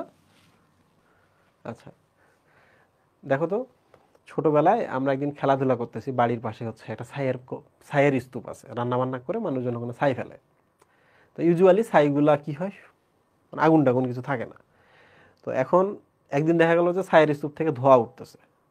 তো আমরা খেলাধুলা করতেছি, এখন হচ্ছে যে এখন নেতা কে হবে, লিডার কে হবে আমাদের আজকের খেলায়? তো সবাই বলতেছে আমি হব, বলছে আমি হব। তো আমি নিজে খুব পণ্ডিত, আমি সবাইকে বললাম যারা চোখ বন্ধ করে এই ছায়ের স্তূপ পার হয়ে যাইতে পারবে তারাই নেতা হবে। আমি যেহেতু বেশি পণ্ডিত, তো সবাই একটু পিছিয়ে গেল। ওকে, তা আমি তো বুঝতেই পারতেছো পণ্ডিত, বেশি বেশি সাহস, আমি চোখ বন্ধ করে ডান পা আর বাম পা, বাম পা জাস্ট দিলাম ছায়ের স্তূপে পার হব। আমি আর জানি না যে সদ্য গরম গনগনে ছাই ফেলছে ওখানে। ফেলার সাথে সাথে আমি পিছনে সরে আসছি। আমি শুধু আমার পায়ের দিকে দেখছি যে আমার পায়ের স্কিন, এই যে এই জায়গায় দেখো, ভালো করে দেখো, এখানকার স্কিন গলে গড়ে গড়ে নিচে নামে গেছে। যদি এখন আমার পায়ে দাগটা নাই, দাগটা হিল হয়ে গেছে, বোঝা যায় না, ছোটবেলায়, খুবই ছোটবেলায় গলে একেবারে হিল হয়ে গেছে। আমি তখন মা মা করে চিৎকার করতেছি, আর আমার পেছনে পেছনে, আমি তো নেতা ছিলাম, যারা সাগরেদ ফলোয়ার ছিল তারা সবাই হাওয়া নাই নাই। আমি ছায়ের স্তূপের পাশে শুয়ে কাতরাই দিয়েছি, কান্নাকাটি করতেছি। আমার মা আসলো, এলাকার আর এক পণ্ডিত মহিলা আসলো। পণ্ডিত মহিলা এসে বলতেছে ডিম দিতে হবে, ডিম। এখন যদি আমাকে বলে যে ডিম দিতে হবে, তাহলে তো ভয় পেয়ে যাব, কারণ এখন তো আমরা ডিম দেওয়া বলতে ডিফারেন্ট জিনিস বুঝি। তো আমার মা আমাকে কোলে নিয়ে, আমার মাও আমার সাথে কাঁদতেছে, কোরাসে আমরা দুজন কান্নাকাটি করতেছি। তো ওই মহিলা দৌড়ে ছুটে গেল, গিয়ে ডিম নিয়ে আসলো। ডিমটা আইনা আমি ভাবছি আমাকে খাওয়াবে, ডিমটা ভাইঙ্গা আমার পোড়া পায়ের উপর সে ঢেলে দিল। ওকে, তো এই মহিলা ডিম ভাইঙ্গা কেন আমার পোড়া পায়ের উপর ঢেলে দিল, এই জিনিস বুঝতে আমার পরবর্তীতে 2000 কত বছর লাগছে বুঝ জানো, আমার প্রায় 23 থেকে 24 বছর লাগছে বয়স হইতে। কেন ডিম আমার পায়ের উপর ভেঙে দিছে। আরো অনেক পথ আছে খাওয়ার জন্য, ডিম দেওয়ার জন্য, রাইট? তো পরে আমি বুঝলাম এই কাহিনী হচ্ছে, কোনো এক কালে ডাক্তার বলছে যে আপনার যদি শরীর পুড়ে যায়, আপনার যদি শরীর পুড়ে যায়, আপনি বার্ন অ্যান্ড প্লাস্টিক সার্জারিতে আসবেন, মানে শল্য চিকিৎসা ব্রাঞ্চে আসবেন। যেহেতু পা পুড়ে গেছে, তার মানে আপনার শরীরের প্রোটিনগুলো লস হয়ে গেছে, রাইট? তাহলে এখন প্রোটিনগুলোকে আমরা কি করব, হিল করব না? ওই এলাকার রক্তের যে প্রোটিনগুলো আছে এগুলো নষ্ট হয়ে গেছে। তোমরা কি জানো প্রোটিনে তাপ দিলে প্রোটিন জমাট বাঁধে? ডিম আছে না মুহিব, তাপ দিলে জমাট বাঁধে না? এইটা কি আবার আগের অবস্থায় ফিরিয়ে আনা যায় ঠান্ডা করে, নাকি ফ্রিজে রাখলে আবার আগের মতো গলে যায়? এটা কিন্তু একমুখী চেঞ্জ। দেখো, ডিম খাইতে হবে, মাংস খাইতে হবে, মাছ খাইতে হবে, তাহলে আমার যে প্রোটিন লস হয়েছে, তাহলে এগুলো হিল হবে। কারণ আমি কি করছি, আর আমার ওই ওই মহিলা কি করছে, সেও শুনছে যে কোনো একদিন ডাক্তার বলছে যে পুড়ে গেলে ডিম দিতে হয়। ডিম মুখে দিতে হয় নাকি পোড়ায় দিতে হয় সে শোনে নাই। ওকে, সে আমার পায়ের উপরে দিছে। তাহলে এখন দেখো মুহিব, শল্য চিকিৎসা বলতে এখানে কিন্তু বলছে যে পোড়া রোগী। ওকে, পোড়া রোগী, ইভেন ইভেন যে কোনো অপারেশনের রোগী। শল্য বলতে কিন্তু সার্জারি, হ্যাঁ, যে কোনো অপারেশনের রোগীতে প্রোটিন লস হয় কিনা মুহিব? প্রোটিন লস হলে তোমাকে কি সিরাম অ্যালবুমিন দিতে হবে না? তোমাকে প্রোটিন দিতে হবে না? ব্যাপারটা খুব সিম্পল না? প্রোটিন লস হয়েছে, প্রোটিন দাও। তার ডাক্তারিও কিন্তু খুব সহজ এবং লজিক্যাল ব্যাপার স্যাপার। দেখো, রেবিস ভাইরাস এন্টিজেন, রেবিস কথাটা আসলে সাথে সাথে আমাদের জলাতঙ্কের কথা মনে পড়ে, কুত্তায় কামড়াইছে। তাহলে কখনো কুকুর এবং বন্য প্রাণী যদি কামড় দেয়, রেবিসের ভ্যাকসিন দিতে হবে। এই দেখো, জলাতঙ্ক রোগের চিকিৎসায় একটু খেয়াল করো, জলাতঙ্কের যখন লক্ষণ প্রকাশ পাবে তখন দিয়ে কোনো লাভ নেই। কুকুর কামড়াইছে তখন দিতে হবে, লক্ষণ প্রকাশের আগে। আর একবার লক্ষণ প্রকাশ পাইলে যত চেষ্টা করো কোনো লাভ হবে না, তাই না মুহিম? আগে ছিল নাভির পাশে ইনজেকশন দেওয়া, কিসের পাশে? মানে যাইতোই না, কুত্তায় কামড়াই দিছে, মরে যাইতেছে, মানুষ যাইতো না। এই দেখো, হিউম্যান ফ্যাক্টর 4, ঠিক আছে, এখানে ফ্যাক্টর 4 দিছে। তো যাই হোক না কেন, এই ফ্যাক্টর গুলো দিয়ে আমরা কি বুঝতেছি? ক্লোটিং ফ্যাক্টর বুঝতেছি না? ক্লোটিং ফ্যাক্টরকেই তো বোঝাচ্ছে, তাই না মুহিব? তাহলে এবার বলো তো, হিমোফিলিয়া যদি হয়, ব্লিডিং থামে? কেটে গেছে, ব্লিডিং হইতেছে। এই যে কিছুদিন আগে শুনলাম না যে অপারেশন করার সময়, খতনা করার সময় একটা বাচ্চা মারা গেছে। তো আমাদের যদি এমন হয়, যে ছোটবেলায়, মানে যাদের হিমোফিলিয়া আছে, মানে ব্লিডিং হলে আর থামে না, এটা প্রমাণ হয় কিভাবে জানো? তাই কিভাবে? এটা গ্রামেই খতনা করায়, খতনা করার পর আর ব্লিডিং থামতেছে না, বুঝছো মহিম? তোর হাসপাতালে যায়, ডাক্তার বলে তো আপনার ছেলের হিমোফিলিয়া আছে, খুব সাবধান। গত বছর মেডিকেল এডমিশনে আমার অফলাইন ব্রাঞ্চে একটা ছেলে পাবনা থেকে আসছে, ওর বাপরে নিয়ে। তো ওর ধারণা যে মেডিকেলে যদি চান্স পাইতে হয় রাজীব ভাইয়ের কাছে পড়তে হবে, সে পাবনা থেকে তার বাপরে নিয়ে চলে আসে। তো সে চুপচাপ বসে আছে, সারাদিন বসেছিল, তাই না মুহিব? ওর নাম কি ছিল? আচ্ছা থাক, নাম মনে নেই মুহিবের। বহুক্ষণ পর আমি তাকে জিজ্ঞেস করি যে তোমরা বসে আছো কেন? বলছে ভাইয়া আপনার সিক্রেট ফাইলস নিতে আসছি। ভেরি গুড, নাও। সে ওইটার জন্য টাকা জমাইছে, সিক্রেট ফাইলস এখানে কিনবে, কিনে আবার পাবনায় চলে যাবে, কিন্তু সে বলতে পারতেছে না ভাই আমি আপনার কাছে পড়বো। সিক্রেট ফাইলসটা নিব, নিয়ে আমি আমার আত্মীয়ের বাসায় থাকবো, সেখানে সলভ করব, এটা আমার মেডিকেল প্রিপারেশন। ওকে, তার ছিল হিমোফিলিয়া, শুধু তার না, তার আরেক ভাই আছে, তারও হিমোফিলিয়া ছিল। সো যাই হোক না কেন, আমরা ফ্যাক্টর তখনই দিব যখন কারো হিমোফিলিয়া আছে, ব্লিডিং হইতেছে হিমোফিলিয়ার ক্লোডিং ফ্যাক্টর দিয়ে দাও। ওকে মুহিব, এবার আমরা চলে আসি টিস্যু প্লাজমিনোজেন অ্যাক্টিভেটর। ঠিক আছে মুহিব? আচ্ছা, টিস্যু প্লাজমিনোজেন অ্যাক্টিভেটর এই জন্য দেওয়া হয় যদি কাউরে যদি হৃদরোগ হয়। দেখো, কাউরে যদি হৃদরোগ হয়, 1 মিনিট দাঁড়াও আমি একটু দেখি। তো তাদের অ্যাকচুয়ালি রক্তনালীতে ব্লক হয়, তাই না?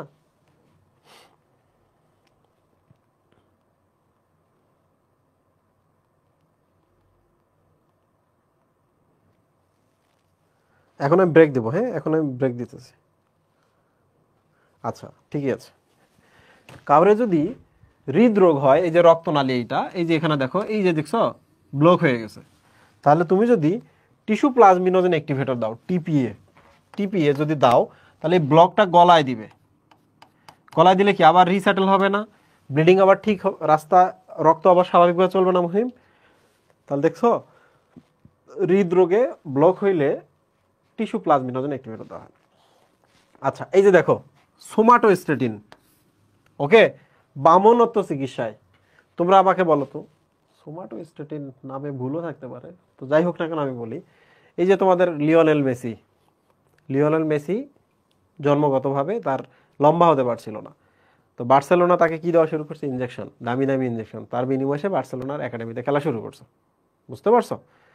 সো গ্রোথ হরমোনের যদি কোনো প্রবলেম থাকে, যদি না বাড়তে থাকে, তখন কিন্তু এই সোমাটোস্ট্যাটিন দেওয়া হয়। সোমা মানে তো দেহ, ওকে। আচ্ছা, এটা অ্যাকচুয়ালি সোমাটোট্রপিন হইতে পারে, বানানে এটা ভুল থাকতে পারে। তো যাই হোক, আমরা এটা নিয়ে আমরা কথা বলতেছি না। এবার আমাকে বলো তো, এই যে দেখো এখানে ভালো করে দেখো, হৃদরোগে রক্তনালী যদি ব্লক হয় মুহিব, তাহলে রক্তনালী ব্লক হলে আমরা বলতে পারি না রক্ত সংবহনতন্ত্রে জটিলতা সৃষ্টি হয়েছে, রাইট? তাহলে আমাদের এখন কি করতে হবে? এটা ব্লকটা কাটাইতে হবে, প্লাজমিনোজেন দিয়ে আমরা এটা কাটাবো। এখন প্লাজমিনোজেন আছে ঘুমায়, তাহলে প্লাজমিনোজেনকে যদি আমরা জাগাইতে চাই, তাহলে আমরা কি এই টিস্যু প্লাজমিনোজেন অ্যাক্টিভেটরটা দিব না? তাহলে আবার দেখো সিকোয়েন্সটা দেখো সবাই, টিস্যু প্লাজমিনোজেন অ্যাক্টিভেটর আমরা তৈরি করে দিব, সে প্লাজমিনোজেনকে সক্রিয় করবে। প্লাজমিনোজেন করবে কি, রক্ত সংবহনতন্ত্রের যে জটিলতা বা যে হৃদরোগ হইল, এই যে মাঝখানে ব্লক হইল, প্লাজমিনোজেন গিয়ে করবে কি, এটাকে গলায় দিবে। ঠিক আছে, আমি আর ক্যাচাল করতেছি না, এটা একবারে বললাম, আশা করছি তোমাদের প্রবলেম হবে না। এবার বলো, লিম্ফোকাইন্স বলতে কি বোঝাচ্ছে? লিম্ফোসাইট, লিম্ফোসাইট, দেখো এখানে একটা খারাপ ঘটনা ঘটছে, তাহলে লিম্ফোসাইটকে আসতে হবে না এখানে? তাহলে লিম্ফোসাইট যদি এদিকে আসে, তাহলে গতি বা মুভ করলো না? লিম্ফোসাইট এখান থেকে আসলো না, গতি বা মুভ করলো না মুহিব? তাহলে গতিকে আমরা আরেকটা বলি না কাইনেটিক বা কাইনিন, বলি কি না? তাহলে কোনো একটা জায়গায় যদি খারাপ কিছু ঘটে, আমরা যদি একটা কেমিক্যাল দেই, তাহলে লিম্ফোসাইটগুলো গতিশীল হয়, ওখানে যায়। তো ওই জিনিসটার নামই হচ্ছে লিম্ফোকাইন্স, যেটা লিম্ফোসাইটের গতি বৃদ্ধি করে, লিম্ফোসাইটকে টেনে নিয়ে আসে। এই বলো বুঝছো কিনা? যারা এই চার্ট বুঝছো, তারা তো ব্রেকের পরে এসে কোপায় দিবা, আরে একটা দুইটা আছে, তেমন কিছু নাই। হ্যাঁ, এরপরে যেটা আছে এটা খুব মজার। তাহলে আমি একটা ব্রেক দিচ্ছি, হ্যাঁ, ব্রেক।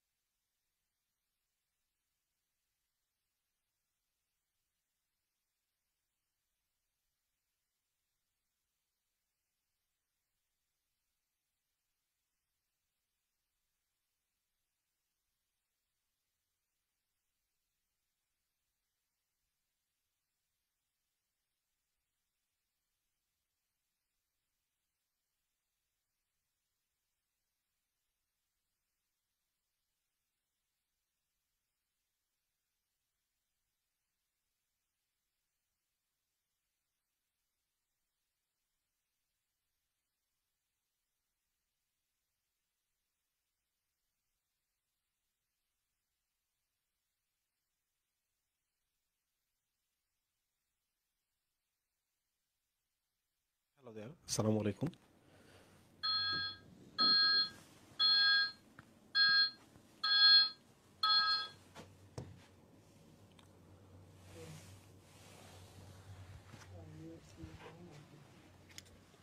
ওকে, সো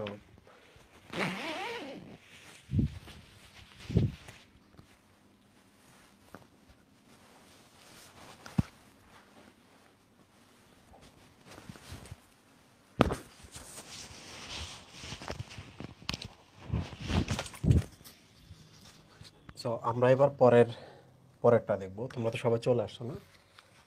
দেখো, আরে এটাও তো আমরা এর আগে করছিলাম, সো আমাদের এটাও লাগবে না, তাই না? এটা কিন্তু আমরা আগে পড়ে ফেলছি, ডান। আমাদের পড়া আজকে শেষ। এইটা দিয়ে তো শেষ হইতো, তার আগে আমরা চলে গেছি, আমরা এটা শেষ করে দিয়ে আজকে ক্লাসটা শেষ করে দিতে পারতাম। এই চ্যাপ্টারের ক্ষেত্রে একটা জিনিস বলে রাখি, তোমরা যারা মেডিকেলে প্রিপারেশন নিবা, এই চ্যাপ্টারটা একটু ভালো করে দেখবো। প্রত্যেক বছরে এখান থেকে একটা দুইটা করে প্রশ্ন আসে। ওকে, আচ্ছা, প্রথমে আমরা আসি জিনোম। এই অম কথাটা যেখানে থাকে মনে রাখবা, অম মানে হচ্ছে অল। তাহলে বলো তো, জিন অম মানে কি? অল জিন। তার মানে আমাদের একটা যে সেল হয়, সেলের ভেতরে ক্রোমোজোম থাকতেছে এবং এখানে বাপ এবং মায়ের ক্রোমোজোম থাকতেছে, তাই না? তোমরা আমাকে বলো তো, বাপের যে ক্রোমোজোম, মায়েরও সেই ক্রোমোজোমটা আছে না? তার মানে একই জিনিস দুইবার করে রিপিট হয়েছে না এখানে? 23, 23, 46টা, রাইট? তো এখন দেখো তোমরা, 23টা ক্রোমোজোমে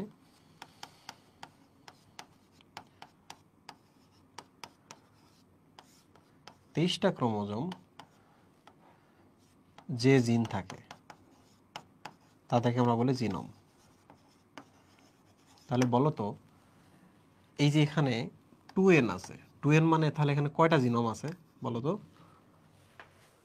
কয়টা জিনোম আছে এখানে? 2 সেট জিনোম আছে। ওকে, তাহলে আমরা সবসময় মায়ের কাছ থেকে যতগুলো জিন পাচ্ছি সবগুলো একটা হচ্ছে জিনোম, বাবার কাছ থেকে যতগুলো পাচ্ছি সবগুলো বললে হচ্ছে একটা জিনোম। তাহলে এখানে 2 সেট জিনোম আছে। তাহলে এবার বলো তো, শুক্রাণুতে কয়টি জিনোম আছে, ডিম্বাণুতে কয়টি জিনোম আছে? সবাই বলো,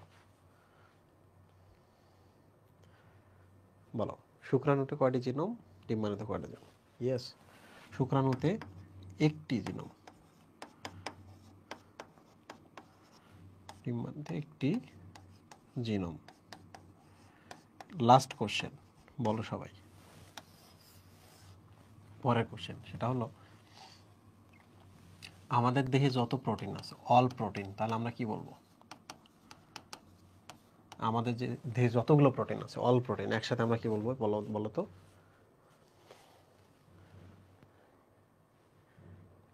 আমাদের দেহে যত প্রোটিন আছে সব জিনকে যদি জিন অম বলি, তাহলে আমাদের শরীরে যত প্রোটিন আছে সবগুলোকে আমরা কি বলবো? প্রোটিয়ম, তাই না? প্রোটিয়ম, ঠিক কিনা? বলো বলো, ঠিক কিনা? জোরে বলো, ঠিক। ইয়েস। আচ্ছা, তাহলে আমরা দেখলাম জিনোম জিনিসটা বুঝেছি।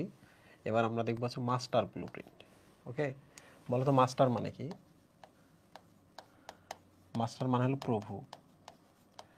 প্রভু মানে হচ্ছে কি বলো তো? ক্রিয়েটর, তাই না? ঠিক কিনা বলো তো? ক্রিয়েটর, যিনি সবকিছু ক্রিয়েট করেছেন। লাইক, তাহলে এবার আমরা বলো তো, আমরা কি ডিএনএ কে, বা ডিএনএর আর এক নাম আমরা বলতে পারি, অনেকগুলো জিন থাকে এখানে, তাহলে ডিএনএ বা জিনকেও কি আমরা ক্রিয়েটর বলতে পারি না, মাস্টার বলতে পারি না? কারণ এরা কি তৈরি করে বলো তো? সব প্রোটিন এরাই তৈরি করে, রাইট? আচ্ছা, তাহলে মাস্টার কথাটা আমরা বুঝলাম। ক্রিয়েটর, ক্রিয়েটর মানে হচ্ছে প্রোটিনের যে ক্রিয়েটর। ওকে, আচ্ছা, ব্লুপ্রিন্ট মানে কি? এবার আমরা চলে আসি। তোমরা কি এরকম কোনো ছবি দেখছো ব্লু কালারের পেজের মধ্যে এরকম আঁকিবুকি আছে, যেটা দেখে আমরা কি করি? একটা বিল্ডিং তৈরি করি, তাই না? একটা বিল্ডিং তৈরি করি, এই কালার দেখবা, এটা হচ্ছে ব্লু। এই যে আঁকিবুকিগুলোর নাম হচ্ছে প্রিন্ট, তাহলে এটা হচ্ছে ব্লু প্রিন্ট। এই ব্লুপ্রিন্ট দেখে আমরা একটা বিল্ডিং তৈরি করি, তাই না? তাহলে এবার আমাকে বলতো, আমরা এই যে ডিএনএতে থাকা যত জিন আছে এই জিনগুলো দেখে আমরা কি তৈরি করি? প্রোটিন। তাহলে ব্লুপ্রিন্ট দেখে যদি আমরা বিল্ডিং তৈরি করতে পারি, জিন দেখেও আমরা প্রোটিন তৈরি করতে পারি। তাহলে জিনগুলোকে কি আমরা চাইলে ব্লুপ্রিন্ট বলতে পারি না? পারি কিনা বলো? তাহলে বলো তো, মাস্টার ব্লুপ্রিন্ট কাদেরকে আমরা বলবো? জিনকে বলতে পারি। জিন মানেই তো হচ্ছে ডিএনএ, ডিএনএ কে আমরা বলতে পারি, রাইট? এই দুইটা শব্দের দুইটা মিনিং, এদের দেখে দেখে প্রোটিন তৈরি করা হয়, তাহলে এরা ব্লুপ্রিন্ট, ওকে, নীল নকশা। আবার এরা যেহেতু ক্রিয়েট করতেছে তাহলে এরা মাস্টার, ওকে। তাহলে এবার পরের প্রশ্নে চলে আসি, জিনোম সিকোয়েন্স। ভালো করে দেখো,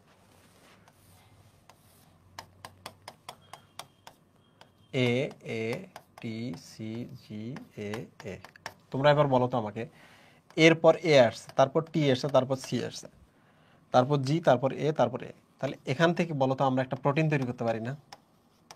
প্রোটিন এ তৈরি করলাম। তুমি আমাকে এবার বলো তো, কোনো কারণে যদি আমি এই টিটাকে এখানে দেই আর এই জিটাকে এখানে দেই, তাহলে প্রোটিন এ আর আসবে? তখন কি হয় বলো তো?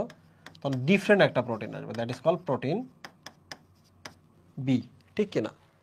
তাহলে জিন বা ডিএনএতে যে সিকোয়েন্সগুলো আছে, সিকোয়েন্সগুলো খুব জরুরি। সিকোয়েন্সগুলো খুব জরুরি না? উল্টাপাল্টা হয়ে গেলে কিন্তু আগের প্রোটিন হবে না, অন্য প্রোটিন আসবে। তাহলে তোমরা আমাকে বলো তো, আমার দেহে জিনের যে সিকোয়েন্স, আমার বাপের দেহ কি সেই রকমই প্রায় না? তাই না? এই জন্য আমার বাপের দেহে যে সিকোয়েন্স, আমার দেহের সিকোয়েন্স, এই কারণে আমি আমার বাপের মতো হয়েছি। তাহলে এবার বলো তো আমাকে, বাইরের একটা লোকের সাথে কি আমার জিনোমের মিলবে সিকোয়েন্সগুলো? মিলবে না, একটু এলোমেলো থাকবে। তাহলে এবার আমাকে বলো তো, আমি যদি কখনো মারা যাই, আমার ডেড বডি নাই, আমার শরীরের একটা আঙুল কোথাও পড়ে আছে, এই আঙুল থেকে আমি একটা কোষ নিতে পারবো না? ওই আঙুল থেকে যে কোষটা নিলাম, কোষের ভেতরে যে ডিএনএ আছে, ওটার একটা সিকোয়েন্স আমি রেডি করে রাখতেছি। ভবিষ্যতে যদি কেউ আসে, এসে বলে যে ওই আঙুলটা আমার সন্তানের, তাহলে 10 জন লোক যদি আসে, তাহলে 10 জন লোকের কি জিন নিব, ওদের সিকোয়েন্সের সাথে ওই আঙুলের সিকোয়েন্স যদি মিলে যায়, তাহলে সেটা তার সন্তান কিনা? আমার এই যে এখানকার সেলের যে ডিএনএ আছে, এই যে এখানকার সেলেরও আমার বাপের সাথে মিলবে, ওকে। এটা খুব জরুরি। তাহলে দেখো, এইটা জিনোম সিকোয়েন্সিং সর্বপ্রথম করেছেন ডক্টর এফ স্যাঙ্গার, উনি প্রবর্তক বলা হয় ওনাকে, এবং খুব গুরুত্বপূর্ণ জিনিস। সো এখন আমরা চলে আসি কিভাবে করা হয়, কৌশল সারসংক্ষেপ। এখানে আমি একটা জিনিস বলে রাখি তোমাদের, অনেক দিন আগে, আজ থেকে 2 বছর 3 বছর আগে, আমি এই জিনোম সিকোয়েন্সিং এর ছবিটা সহ একটা প্রসেস পড়াইছিলাম। 3 বছর পর ওটা একটা বোর্ড পরীক্ষায় আসছে, এই যে এবার আসছে। বইয়ে ওই চিত্র নাই, বইয়ে ওই টপিক নাই, কিন্তু পরীক্ষায় আসছে। খেয়াল করছো? 3 বছর আগে আমি পড়াইছি। এরপর মানে বাংলাদেশে কেউ কখনো পড়ায় নাই ইন্টারমিডিয়েট লেভেল, আমি পড়াইছিলাম 3 বছর আগে, এর পরীক্ষা আসে। সেম ভাবে ওই যে তোমাদের আমি মাইটোসিসের ম্যাথ শেখাইছি না, 128টি তৈরি হতে কয়টি মাইটোসিস লাগে, এটা 3 বছর আগে পড়াইছি। এগুলো বইয়ের মধ্যে ছিল না, কিন্তু ওটা এডমিশনে চলে আসছে। কিছু কিছু জিনিস আছে যেটা আমি বাংলাদেশে প্রথম প্রবর্তন করছি, এগুলো কিন্তু বায়োলজির জিনিস, কিন্তু নাই, কিন্তু পরীক্ষা এগুলো আসতেছে। সো আমি বলে রাখি, কৌশল সারসংক্ষেপ নিয়ে একটু আমরা কথা বলি। কৌশল বলতে কি বোঝায় দেখো, প্রথমে আমরা এরকম একটা নিব, 4টা টেস্ট টিউব নিলাম আমরা, এখানে আমরা হচ্ছে কিছু জিন রাখলাম, এখানে আমরা আর কিছু জিন রাখলাম, এখানে আমরা কিছু জিন রাখলাম, এখানে আমরা আর কিছু জিন রাখলাম। তাহলে ধরা যাক এটা বাবা, এটা এ সন্তান, বি সন্তান, সি সন্তান। এই 3টা সন্তানের মধ্যে কোনটা সন্তান তার বাবার, তার প্রমাণ কিভাবে হয় জানো? এই যে জিনিসটা দেখতেছো, এগুলো জেল, এগুলো কি বলতো? জেল। এগুলো এক ধরনের জেল। তাহলে আমরা একটা ইলেকট্রিক্যাল ফিল্ড তৈরি করলাম, ওকে, সম্ভবত এটা মাইনাস, এইদিকে প্লাস। আমরা একটা ইলেকট্রিক্যাল ফিল্ড তৈরি করলাম, ফিল্ড তৈরি করলে জানো কি হবে? এই যে এইটা এখানে আসবে, এটা যদি ছোট হয় তাহলে আরো একটু সামনে চলে আসবে। তাহলে তোমরা বলো তো আমাকে, জেল ভেদ করে কে সবচেয়ে দূরে চলে আসবে যে আকারে ছোট? বলো তো, যেটা আকারে সবচেয়ে ছোট সেটা অনেক দূর আসবে না জেল ভেদ করে? জেল দিয়ে রাখছি আমরা এখানে, ঘন একটা মাধ্যম। তাহলে যেগুলো আকারে বড় সেগুলো এখানে থেমে যাবে। তাহলে এবার বলো আমাকে, এ সন্তানেরটাই যে ধরো থেকে একটা এখানে আসছে, আর একটা এই যে এত দূরে এসে থেমে গেছে, এইটারটা ধরা যাক এই পর্যন্ত আসছে, পরেরটা এই পর্যন্ত আসছে। এইটার ক্ষেত্রে একটা জিন, এগুলো কিন্তু জিন, হ্যাঁ ডিএনএ টুকরাকে বলা হয় জিন। তাহলে বলো এইটা এখানে আসছে, আর একটা চলে গেছে এই পর্যন্ত। তাহলে তোমরা এবার আমাকে বলো তো এই বাবার সন্তানটাকে এ বি সির মধ্যে কোনটা, বলো তো বলো তো বলো তো। সেম জিন কিন্তু আমরা দিছি, তিনজন সন্তানের মধ্যে বাপের জিনের সাথে একজনের মিল আছে, বলো। এই ছবিটা এবার আসছিল অপরাধী শনাক্তকরণ, কেমনে বুঝলা? বাপের হচ্ছে ধরা যাক এটা ইনসুলিন জিন ধরা যাক, তাহলে সন্তানের ইনসুলিন জিনটা দেখো এই যে পাওয়া গেছে। বাপের এটা ধরা যাক গ্লুকাগন জিন, গ্লুকাগন তৈরির জন্য, তাহলে এইটা হচ্ছে গ্লুকাগন তৈরির জন্য জিন ধরা যাক, হ্যাঁ, বা অন্য কিছু হইতে পারে। তাহলে দেখো সেম সেম জিন, এইটার সাথে এটা মিলতেছে এবং এইটার সাথে এইটা মিলতেছে। তাহলে আমরা দেখলাম ডাবল মিলল কার সাথে, এর সাথে একটা মিলছে একটা মেলে নাই, এর সাথে একটা মিলছে একটা মেলে নাই, কিন্তু ওর সাথে দুইটা মিলছে। তাহলে এই বাবার সন্তান হলো এইটা। তাহলে আমরা তিনটা ডেড বডি আমরা থেকে তাদের স্বজনকে আপনজনকে আমরা করতে পারি না? এখন তুমি আমাকে বলো তো, রানা প্লাজায় দুর্ঘটনা ঘটেছে, রানা প্লাজা থেকে আমরা অনেকদিন পর বিকৃত পচা গলা লাশ পেয়েছি, কিংবা আমরা প্রথম দিন শরীরে একটা পার্ট পেয়েছি। তো তোমরা এবার আমাকে বলো তো, আমরা কি তাদের স্যাম্পলগুলো এরকম নিয়ে নিয়ে রেডি করে রাখবো না? এটা আমরা নিলাম না, এটা আমরা আপাতত নিলাম না, ধরা যাক আমরা এরকম করে আমরা নিয়ে রাখছি, পরবর্তীতে এক্সরের মাধ্যমে কিন্তু ছবিগুলো নেওয়া হয়।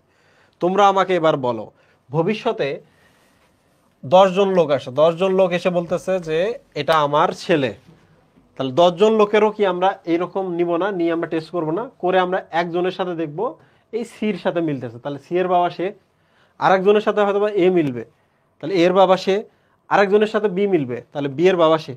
তোমরা কি জিনিসটা বুঝছো? তাহলে প্রসেসটার নাম হচ্ছে জেল ইলেকট্রোফরেসিস, ইলেকট্রোফরেসিস। মানে এখানে একটা জেল ব্যবহার করা হয়, এই জায়গায় ইলেকট্রিক্যাল ফিল্ড তৈরি করা হয়, তারপর আলাদা করা হয়, জেল ইলেকট্রোফরেসিস, রাইট? জেল ইলেকট্রোফরেসিসের মাধ্যমে আমরা এই কাজটা করি। কি করি? আমরা অপরাধী শনাক্তকরণ করি। এবার তোমরা আমাকে বলো তো, তুমি একটা মানুষকে কোনো কারণে তুমি না ওকে, ধরা যাক কোনো একটা মানুষ রেপড হয়েছে কিংবা হচ্ছে মার্ডার্ড হয়েছে। তাহলে রেপ যদি হয় তাহলে ধরা যাক যে ওই তার শরীরের ভেতরে লালা কিংবা হচ্ছে শরীরের ভেতরে বীর্য বা সিমেন থেকে আমরা একটা কোষ নিলাম, নিয়ে আমরা এরকম করে রাখলাম, করে রেখে এবার পুলিশ করতেছে কি, খুঁজে বেড়াইতেছে কে খুনি হইতে পারে।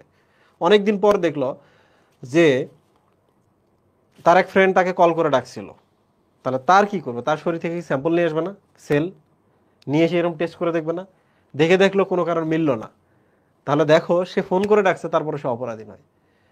তারপর করলো কি, ওই এলাকার মানুষজন যারা ওই মোমেন্টে ওই জায়গায় ছিল তাদের সবার স্যাম্পল নিয়ে আসলো, স্যাম্পল টেস্ট করার পর যদি দেখে মিলে গেছে, একটা হয়তোবা ওই এলাকায় একটা চুল পড়েছিল, চুলের গোড়ায় কিন্তু সেল থাকে, সেইটা দিয়েও কিন্তু আমরা এইভাবে ম্যাচ করতে পারি। তোমরা কি বুঝতে পারছো যে এই অপরাধী ধরা ব্যাপারগুলা, এটা কিন্তু হচ্ছে ফরেনসিক মেডিসিনের, মানে মেডিকেলে গেলে কিন্তু এইগুলো করে, মেডিকেলের যে ফরেনসিক স্পেশালিস্ট তারা কিন্তু এইভাবে অপরাধী শনাক্তকরণ করে। তোমরা যেটা দেখো যে ভাবো যে পুলিশই অপরাধী ধরলো, না, একটা মার্ডার শনাক্তকরণ, মার্ডারটা কখন হয়েছে কিভাবে হয়েছে সবকিছু অ্যাকচুয়ালি ডাক্তার করে, বুঝতে পারছো? সবকিছুই ডাক্তার করে, এবং এই পুরো প্রসেসটা কন্ডাক্ট করে হচ্ছে পুলিশ, কোথায় কি হবে না হবে, কোনটার জন্য আমার কি দরকার লাগবে। তো প্রিয় স্টুডেন্ট, এক এক করে আমরা এবার চলে আসি কি কি কাজে আমরা এই জিনিসটা করতে পারি। 1 নাম্বার, গ্রামের ভেতরে একদিন তুমি ঢাকা শহরে কল পাইছো, বাড়ি থেকে তোমার ফোন দিচ্ছে, দিয়ে বলতেছে আমার বাড়ির সামনে এসে তো এক মেয়ে বসে আছে, এসে বলতেছে তার অনাগত সন্তানের পিতা হচ্ছে তুমি। এখন তুমি তো ফোনে বলতেছো না, সে আমার হচ্ছে কোনো, তার সাথে আমার কোনো সম্পর্ক ছিল না। এখন মামলা হয়েছে, মামলা গিয়ে বলতেছে এখন সন্তানের ডিএনএ টেস্ট করা হবে, সন্তানের ডিএনএ নিল, তোমার ডিএনএ নিল। এবার বলো তো, যদি মিলে যায় অস্বীকার করার কোনো সুযোগ আছে? সুযোগ নাই। আর যদি না মেলে তাহলে যা ক্ষতি হওয়ার হয়ে গেছে, মান সম্মান আগে গেছে যদি না মেলে। ওকে, তার মানে চাইলেও তুমি চাপিয়ে দিতে পারবা না, মিথ্যা বলারও সুযোগ নাই, আবার যা ক্ষতি করার ক্ষতি করেও ফেলা যাবে। তাহলে আমরা 1 নম্বর শিখলাম হচ্ছে অপরাধী শনাক্তকরণের ক্ষেত্রে মার্ডার লোকেশনে খুনির শরীরের থেকে সেল বা কোনো কিছু নিয়ে আমরা টেস্ট করতে পারি। 2 নাম্বার স্বজন শনাক্তকরণ। তাহলে রানা প্লাজার ঘটনা থেকে আমি বললাম যে আমরা কি করছি, রানা প্লাজা যে বডিগুলো পাওয়া গেছে, যখন স্বজন আমরা পাই নাই, সবগুলোকে আমরা কবর দিছি, তাই না? কবরে আমরা মার্কিং করে রাখছি, কবর নাম্বার 1 2 3 4 5, কিন্তু সবার কি ডিএনএ স্যাম্পল ছিল না? তাহলে আজ থেকে 10 বছর পর যদি দুইজন লোক আসে, বাপ আসে এবং বউ আসে, বউ এসে যদি বলে সে আমার স্বামী, বাপ এসে যদি বলে সে আমার সন্তান, তোমরা এবার বলো তো কার সাথে আমরা ম্যাচ করাবো? বলো তো। বাপের সাথে ম্যাচ করাবো, বউয়ের সাথে কি আর মিলবে? বউয়ের সাথে কিন্তু মিলবে না। ওকে। আবার আবার বলো তো, গভর্নমেন্ট যদি বলে রানা প্লাজায় যারা ক্ষতিগ্রস্ত হয়েছে বা ভূমিকম্পে যারা মারা গেছে তাদের স্বজনরা আমাদের সাথে দেখা করেন, তাদেরকে আমরা 20 লাখ করে টাকা দিব। তুমি এবার বলো তো, ওই মানে ওই ডেড বডির জন্য কি 100 জন আসতে পারে না? বলো 100 জন আসতে পারে কিনা? পারে। তাহলে গভর্নমেন্ট তো জানে, স্যাম্পল দিয়ে যাও, টেস্ট করার পর যে হবে সেই তার পিতা। ওকে। তাহলে এখানে চাপাবাজির কোনো সুযোগ নাই। তাহলে আমরা 1 নম্বর শিখলাম অপরাধী শনাক্তকরণ, স্বজন শনাক্তকরণ, পিতৃত্ব শনাক্তকরণ শিখলাম। এবার তোমরা আমাকে বলো তো, একটা গাছ পাইছি, একটা গাছের পাতা পাইছি আমরা একটা জায়গার মধ্যে। ওকে, ছোট একটা গাছের পাতার আবার ছোট একটা টুকরা।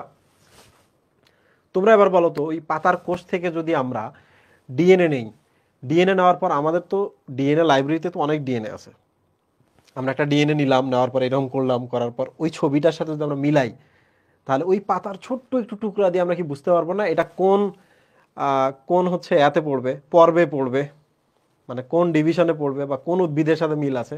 পারবো কি না? তাহলে বলো তো, শ্রেণীবিন্যাসে একটা ভূমিকা আছে, রাইট? হ্যাঁ। সো তোমরা যেটা করবা, তোমরা এটা পড়বা, এটা খুব সহজ আছে। সো এইটার সাথে সাথে আমাদের বায়োটেকনোলজি শেষ হয়ে গেল। তোমাদের কোনো প্রশ্ন আছে? প্রশ্ন করো। ডিএনএ লাইব্রেরি কই আছে প্লান্টের? পৃথিবীর অনেক কান্ট্রিতেই আছে এগুলা। মায়ের ডিএনএ হবে না? হবে হবে, মায়ের ডিএনএ হবে। স্যাঙ্গার স্যার তো ভালো জিনিস বানাইছে। হ্যাঁ তানভীর, স্যাঙ্গার স্যার খুব ভালো জিনিস বানাইছে। ওকে।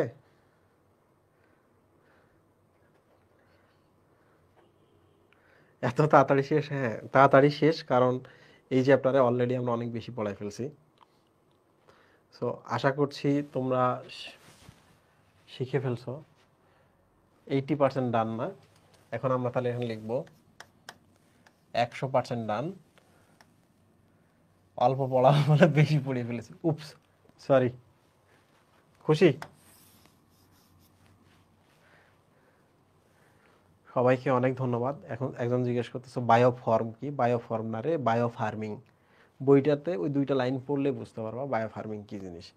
আশা করছি এই চ্যাপ্টার নিয়ে তোমাদের আর কোনো প্রবলেম নাই। কোশ্চেন কমন যে কোনোভাবেই ফেলাইতে হবে, বুঝতে পারছো? পড়ো ভালো করে। আমি তো আমার কাজ করলাম তোমাদের উপর বিশ্বাস রেখে, তোমরা তোমাদের কাজটুকু চেষ্টা করো। থ্যাংক ইউ সবাইকে। আবার দেখা হবে ইনশাল্লাহ। আল্লাহ হাফিজ।